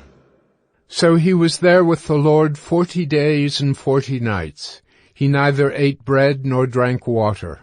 And he wrote on the tablets the words of the covenant, the 10 Commandments. When Moses came down from Mount Sinai with the 2 tablets of the testimony in his hand as he came down from the mountain, Moses did not know that the skin of his face shone because he had been talking with God. Aaron and all the people of Israel saw Moses, and behold, the skin of his face shone, and they were afraid to come near him. But Moses called to them, and Aaron and all the leaders of the congregation returned to him, and Moses talked with them. Afterward all the people of Israel came near, and he commanded them all that the Lord had spoken with him in Mount Sinai. And when Moses had finished speaking with them, he put a veil over his face. Whenever Moses went in before the Lord to speak with him, he would remove the veil until he came out. And when he came out and told the people of Israel what he was commanded, the people of Israel would see the face of Moses, that the skin of Moses' face was shining. And Moses would put the veil over his face again until he went in to speak with him. Exodus 35. Moses assembled all the congregation of the people of Israel and said to them, These are the things that the Lord has commanded you to do. 6 days' work shall be done, but on the 7th day you shall have a Sabbath of solemn rest, holy to the Lord. Whoever does any work on it shall be put to death. You shall kindle no fire in all your dwelling places on the Sabbath day. Moses said to all the congregation of the people of Israel, This is the thing that the Lord has commanded. Take from among you a contribution to the Lord. Whoever is of a generous heart, let him bring the Lord's contribution. Gold, silver, and bronze, blue and purple and scarlet yarns and fine twined linen, goat's hair, tanned ram skins and goat skins, acacia wood, oil for the light, spices for the anointing oil, and for the fragrant incense, and onyx stones, and stones for setting, for the ephod, and for the breastpiece. Let every skillful craftsman among you come and make all that the Lord has commanded: the tabernacle, its tent and its covering, its hooks and its frames, its bars, its pillars and its bases, the ark with its poles, the mercy seat and the veil of the screen, the table with its poles and all its utensils, and the bread of the presence. The lampstand also for the light, with its utensils and its lamps, and the oil for the light, and the altar of incense with its poles, and the anointing oil, and the fragrant incense, and the screen for the door, at the door of the tabernacle, the altar of burnt offering with its grating of bronze, its poles and all its utensils, the basin and its stand, the hangings of the court, its pillars and its bases, and the screen for the gate of the court, the pegs of the tabernacle and the pegs of the court and their cords, the finely worked garments for ministering in the holy place, the holy garments for Aaron the priest, and the garments of his sons for their service as priests. Then all the congregation of the people of Israel departed from the presence of Moses. And they came, everyone whose heart stirred him, and everyone whose spirit moved him, and brought the Lord's contribution to be used for the tent of meeting, and for all its service, and for the holy garments. So they came, both men and women. All who were of a willing heart brought brooches and earrings and signet rings and armlets, all sorts of gold objects, every man dedicating an offering of gold to the Lord. And everyone who possessed blue or purple or scarlet yarns, or fine linen, or goat's hair, or tanned ram skins, or goat skins, brought them. Everyone who could make a contribution of silver or bronze brought it as the Lord's contribution. And everyone who possessed acacia wood of any use in the work brought it. And every skillful woman spun with her hands, and they all brought what they had spun in blue and purple and scarlet yarns and fine twined linen. All the women whose hearts stirred them to use their skill spun the goat's hair. And the leaders brought onyx stones and stones to be set for the ephod and for the breastpiece, and spices and oil for the light, and for the anointing oil, and for the fragrant incense. All the men and women, the people of Israel, whose heart moved them to bring anything for the work that the Lord had commanded by Moses to be done, brought it as a freewill offering to the Lord. Then Moses said to the people of Israel, See, the Lord has called by name Bezalel, the son of Uri, son of Hur, of the tribe of Judah, and he has filled him with the Spirit of God, with skill, with intelligence, with knowledge, and with all craftsmanship, to devise artistic designs, to work in gold and silver and bronze, in cutting stones for setting, and in carving wood, for work in every skilled craft. And he has inspired him to teach, both him and Aholiab, the son of Ahisamach, of the tribe of Dan. He has filled them with skill to do every sort of work done by an engraver, or by a designer, or by an embroiderer, in blue and purple and scarlet yarns and fine twined linen, or by a weaver, by any sort of workman or skilled designer. Exodus 36. Bezalel and Aholiab and every craftsman in whom the Lord has put skill and intelligence to know how to do any work in the construction of the sanctuary shall work in accordance with all that the Lord has commanded. And Moses called Bezalel and Aholiab and every craftsman in whose mind the Lord had put skill, everyone whose heart stirred him up to come to do the work. And they received from Moses all the contribution that the people of Israel had brought for doing the work on the sanctuary.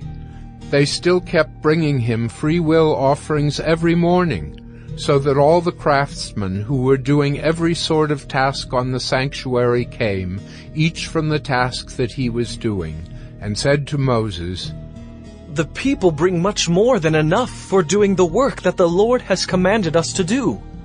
So Moses gave command, and word was proclaimed throughout the camp, "Let no man or woman do anything more for the contribution for the sanctuary." So the people were restrained from bringing, for the material they had was sufficient to do all the work, and more. And all the craftsmen among the workmen made the tabernacle with 10 curtains. They were made of fine twined linen, and blue and purple and scarlet yarns, with cherubim skillfully worked. The length of each curtain was 28 cubits, and the breadth of each curtain 4 cubits. All the curtains were the same size. He coupled 5 curtains to one another, and the other 5 curtains he coupled to one another. He made loops of blue on the edge of the outermost curtain of the first set.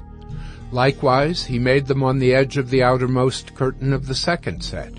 He made 50 loops on the one curtain, and he made 50 loops on the edge of the curtain that was in the second set. The loops were opposite one another.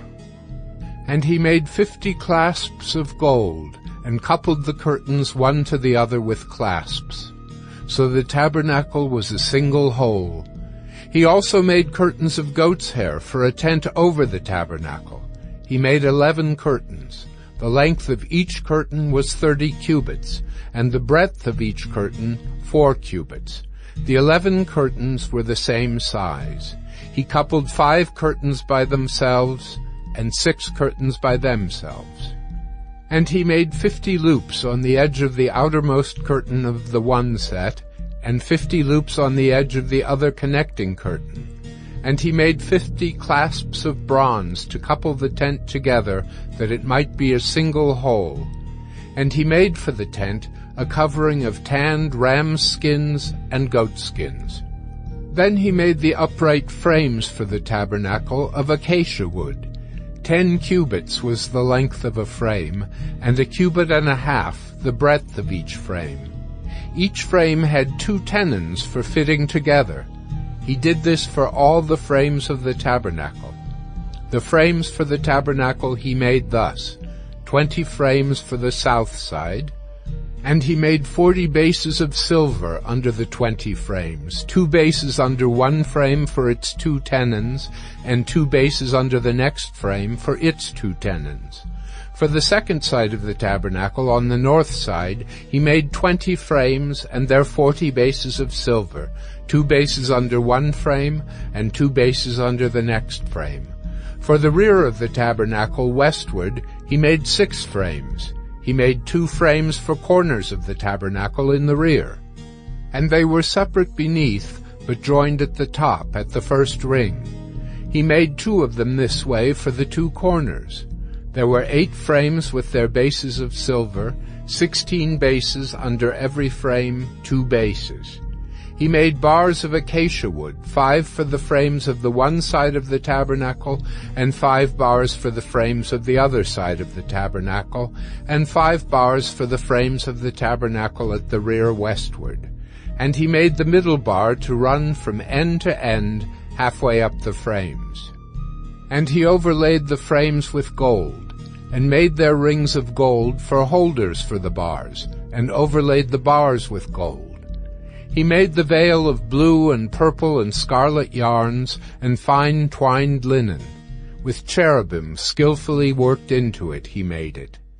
And for it he made 4 pillars of acacia, and overlaid them with gold. Their hooks were of gold, and he cast for them 4 bases of silver. He also made a screen for the entrance of the tent, of blue and purple and scarlet yarns and fine twined linen, embroidered with needlework, and its 5 pillars with their hooks. He overlaid their capitals, and their fillets were of gold, but their 5 bases were of bronze. Exodus 37. Bezalel made the ark of acacia wood. 2 cubits and a half was its length, 1 cubit and a half its breadth, and 1 cubit and a half its height. And he overlaid it with pure gold, inside and outside, and made a molding of gold around it. And he cast for it 4 rings of gold for its 4 feet, 2 rings on its one side and 2 rings on its other side.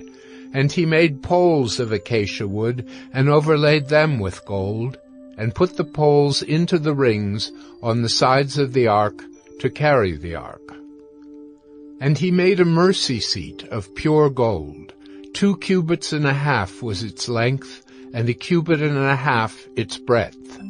And he made 2 cherubim of gold. He made them of hammered work on the 2 ends of the mercy seat, 1 cherub on the one end, and 1 cherub on the other end. Of one piece with the mercy seat he made the cherubim on its 2 ends. The cherubim spread out their wings above, overshadowing the mercy seat with their wings, with their faces one to another. Toward the mercy seat were the faces of the cherubim. He also made the table of acacia wood. 2 cubits was its length, 1 cubit its breadth, and 1 cubit and a half its height. And he overlaid it with pure gold, and made a molding of gold around it. And he made a rim around it, a handbreadth wide, and made a molding of gold around the rim. He cast for it 4 rings of gold, and fastened the rings to the 4 corners at its 4 legs. Close to the frame were the rings, as holders for the poles to carry the table. He made the poles of acacia wood to carry the table, and overlaid them with gold. And he made the vessels of pure gold that were to be on the table, its plates and dishes for incense, and its bowls and flagons with which to pour drink offerings. He also made the lampstand of pure gold. He made the lampstand of hammered work, its base, its stem, its cups, its calyxes, and its flowers were of one piece with it. And there were 6 branches going out of its sides, 3 branches of the lampstand out of one side of it, and 3 branches of the lampstand out of the other side of it. 3 cups made like almond blossoms, each with calyx and flower on one branch, and 3 cups made like almond blossoms, each with calyx and flower on the other branch. So for the 6 branches going out of the lampstand. And on the lampstand itself were 4 cups made like almond blossoms, with their calyxes and flowers, and a calyx of one piece with it under each pair of the 6 branches going out of it. Their calyxes and their branches were of one piece with it. The whole of it was a single piece of hammered work of pure gold. And he made it 7 lamps, and its tongs, and its trays of pure gold. He made it and all its utensils out of a talent of pure gold. He made the altar of incense of acacia wood. Its length was 1 cubit, and its breadth was 1 cubit. It was square, and 2 cubits was its height. Its horns were of one piece with it. He overlaid it with pure gold, its top and around its sides, and its horns. And he made a molding of gold around it, and made 2 rings of gold on it under its molding, on 2 opposite sides of it, as holders for the poles with which to carry it. And he made the poles of acacia wood, and overlaid them with gold. He made the holy anointing oil also, and the pure fragrant incense, blended as by the perfumer. Exodus 38. He made the altar of burnt offering of acacia wood. 5 cubits was its length, and 5 cubits its breadth. It was square, and 3 cubits was its height. He made horns for it on its 4 corners. Its horns were of one piece with it, and he overlaid it with bronze. And he made all the utensils of the altar, the pots, the shovels, the basins, the forks, and the fire pans. He made all its utensils of bronze. And he made for the altar a grating, a network of bronze under its ledge, extending halfway down. He cast 4 rings on the 4 corners of the bronze grating as holders for the poles. He made the poles of acacia wood and overlaid them with bronze. And he put the poles through the rings on the sides of the altar to carry it with them. He made it hollow with boards. He made the basin of bronze and its stand of bronze from the mirrors of the ministering women who ministered in the entrance of the tent of meeting. And he made the court. For the south side the hangings of the court were of fine twined linen, 100 cubits. Their 20 pillars and their 20 bases were of bronze, but the hooks of the pillars and their fillets were of silver. And for the north side there were hangings of 100 cubits. Their 20 pillars, their 20 bases were of bronze, but the hooks of the pillars and their fillets were of silver. And for the west side were hangings of 50 cubits, their 10 pillars and their 10 bases. The hooks of the pillars and their fillets were of silver. And for the front, to the east, 50 cubits. The hangings for one side of the gate were 15 cubits, with their 3 pillars and 3 bases. And so for the other side. On both sides of the gate of the court were hangings of 15 cubits, with their 3 pillars and their 3 bases. All the hangings around the court were of fine twined linen, and the bases for the pillars were of bronze, but the hooks of the pillars and their fillets were of silver. The overlaying of their capitals was also of silver, and all the pillars of the court were filleted with silver. And the screen for the gate of the court was embroidered with needlework in blue and purple and scarlet yarns and fine twined linen. It was 20 cubits long and 5 cubits high in its breadth, corresponding to the hangings of the court. And their pillars were 4 in number. Their 4 bases were of bronze, their hooks of silver, and the overlaying of their capitals and their fillets of silver. And all the pegs for the tabernacle and for the court all around were of bronze.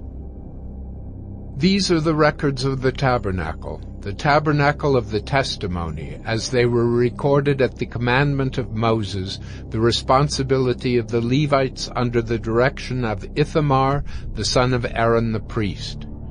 Bezalel, the son of Uri, son of Hur, of the tribe of Judah, made all that the Lord commanded Moses.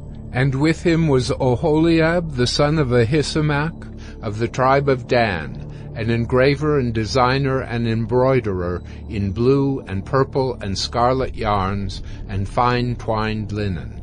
All the gold that was used for the work in all the construction of the sanctuary, the gold from the offering, was 29 talents and 730 shekels by the shekel of the sanctuary. The silver from those of the congregation who were recorded was 100 talents and 1,775 shekels by the shekel of the sanctuary. A beka a head, that is, half a shekel by the shekel of the sanctuary, for everyone who was listed in the records from 20 years old and upward, for 603,550 men.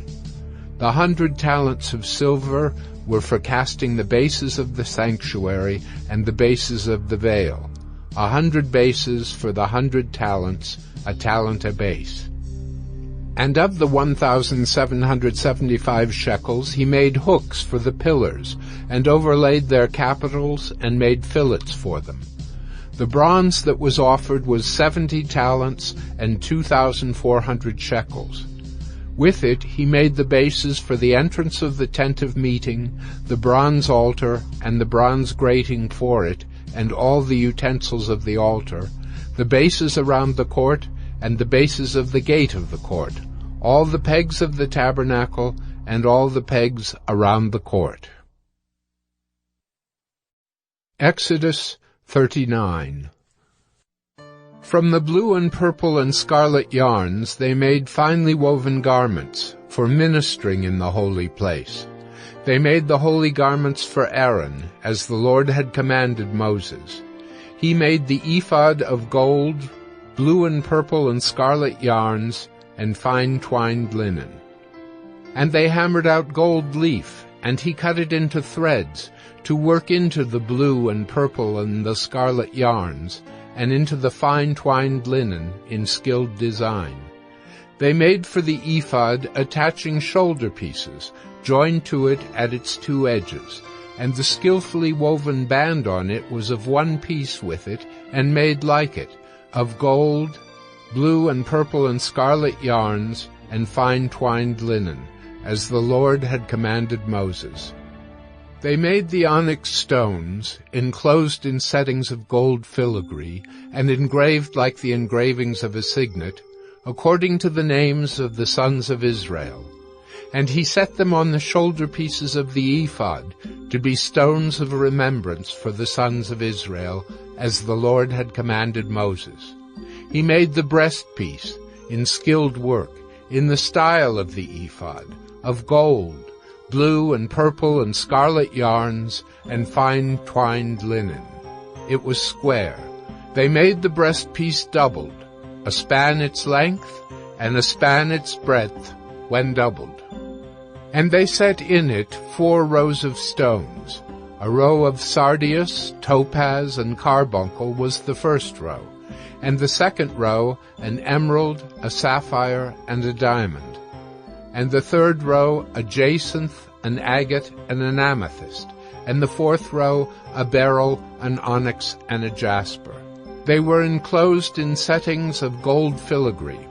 There were 12 stones with their names, according to the names of the sons of Israel. They were like signets, each engraved with its name, for the 12 tribes.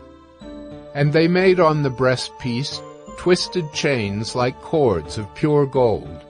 And they made 2 settings of gold filigree and 2 gold rings, and put the 2 rings on the 2 edges of the breastpiece. And they put the 2 cords of gold in the 2 rings at the edges of the breastpiece. They attached the 2 ends of the 2 cords to the 2 settings of filigree. Thus they attached it in front to the shoulder pieces of the ephod. Then they made 2 rings of gold, and put them at the 2 ends of the breastpiece, on its inside edge, next to the ephod. And they made 2 rings of gold, and attached them in front to the lower part of the 2 shoulder pieces of the ephod, at its seam, above the skillfully woven band of the ephod. And they bound the breastpiece by its rings to the rings of the ephod with a lace of blue, so that it should lie on the skillfully woven band of the ephod, and that the breastpiece should not come loose from the ephod, as the Lord had commanded Moses. He also made the robe of the ephod woven all of blue, and the opening of the robe in it was like the opening in a garment, with a binding around the opening so that it might not tear. On the hem of the robe they made pomegranates of blue and purple and scarlet yarns and fine twined linen. They also made bells of pure gold, and put the bells between the pomegranates all around the hem of the robe between the pomegranates. A bell and a pomegranate, a bell and a pomegranate around the hem of the robe for ministering, as the Lord had commanded Moses.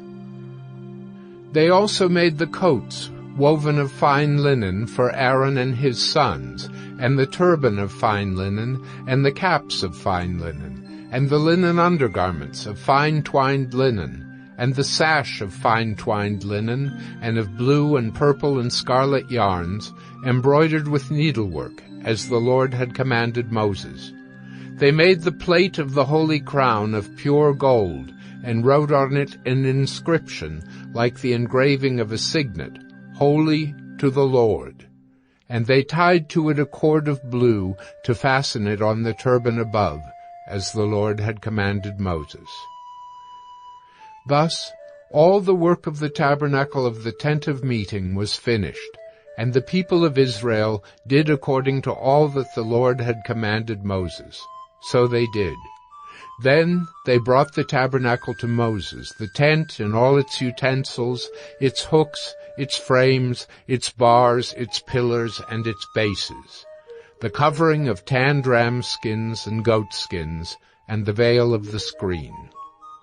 The ark of the testimony with its poles and the mercy seat, the table with all its utensils, and the bread of the presence, the lampstand of pure gold, and its lamps with the lamp set, and all its utensils, and the oil for the light, the golden altar, the anointing oil, and the fragrant incense, and the screen for the entrance of the tent, the bronze altar and its grating of bronze, its poles and all its utensils, the basin and its stand, the hangings of the court, its pillars and its bases, and the screen for the gate of the court, its cords and its pegs, and all the utensils for the service of the tabernacle, for the tent of meeting. The finely worked garments for ministering in the holy place, the holy garments for Aaron the priest, and the garments of his sons for their service as priests. According to all that the Lord had commanded Moses, so the people of Israel had done all the work. And Moses saw all the work, and behold, they had done it. As the Lord had commanded, so had they done it. Then Moses blessed them. Exodus 40. The Lord spoke to Moses, saying, On the first day of the first month you shall erect the tabernacle of the tent of meeting, and you shall put in it the ark of the testimony, and you shall screen the ark with the veil, and you shall bring in the table and arrange it, and you shall bring in the lampstand and set up its lamps. And you shall put the golden altar for incense before the ark of the testimony, and set up the screen for the door of the tabernacle. You shall set the altar of burnt offering before the door of the tabernacle of the tent of meeting, and place the basin between the tent of meeting and the altar, and put water in it. And you shall set up the court all around, and hang up the screen for the gate of the court. Then you shall take the anointing oil and anoint the tabernacle and all that is in it, and consecrate it in all its furniture, so that it may become holy. You shall also anoint the altar of burnt offering and all its utensils, and consecrate the altar, so that the altar may become most holy. You shall also anoint the basin and its stand, and consecrate it. Then you shall bring Aaron and his sons to the entrance of the tent of meeting, and shall wash them with water, and put on Aaron the holy garments. And you shall anoint him and consecrate him, that he may serve me as priest. You shall bring his sons also and put coats on them, and anoint them as you anointed their father, that they may serve me as priests. And their anointing shall admit them to a perpetual priesthood throughout their generations. This Moses did. According to all that the Lord commanded him, so he did. In the first month in the second year, on the first day of the month, the tabernacle was erected. Moses erected the tabernacle. He laid its bases, and set up its frames, and put in its poles, and raised up its pillars. And he spread the tent over the tabernacle, and put the covering of the tent over it, as the Lord had commanded Moses. He took the testimony, and put it into the ark, and put the poles on the ark, and set the mercy seat above on the ark. And he brought the ark into the tabernacle, and set up the veil of the screen, and screened the ark of the testimony, as the Lord had commanded Moses.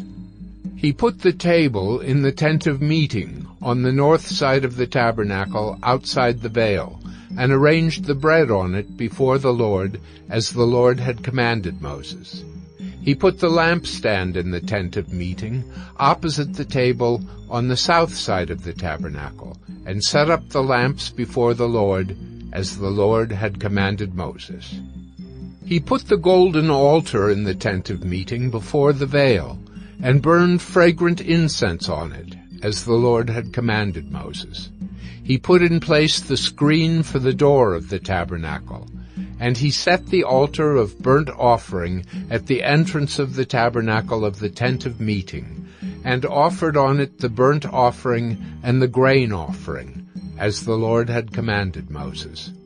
He set the basin between the tent of meeting and the altar, and put water in it for washing, with which Moses and Aaron and his sons washed their hands and their feet.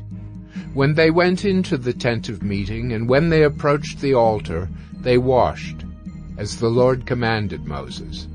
And he erected the court around the tabernacle and the altar, and set up the screen of the gate of the court. So Moses finished the work. Then the cloud covered the tent of meeting, and the glory of the Lord filled the tabernacle. And Moses was not able to enter the tent of meeting because the cloud settled on it, and the glory of the Lord filled the tabernacle. Throughout all their journeys, whenever the cloud was taken up from over the tabernacle, the people of Israel would set out. But if the cloud was not taken up, then they did not set out till the day that it was taken up. For the cloud of the Lord was on the tabernacle by day, and fire was in it by night, in the sight of all the house of Israel throughout all their journeys.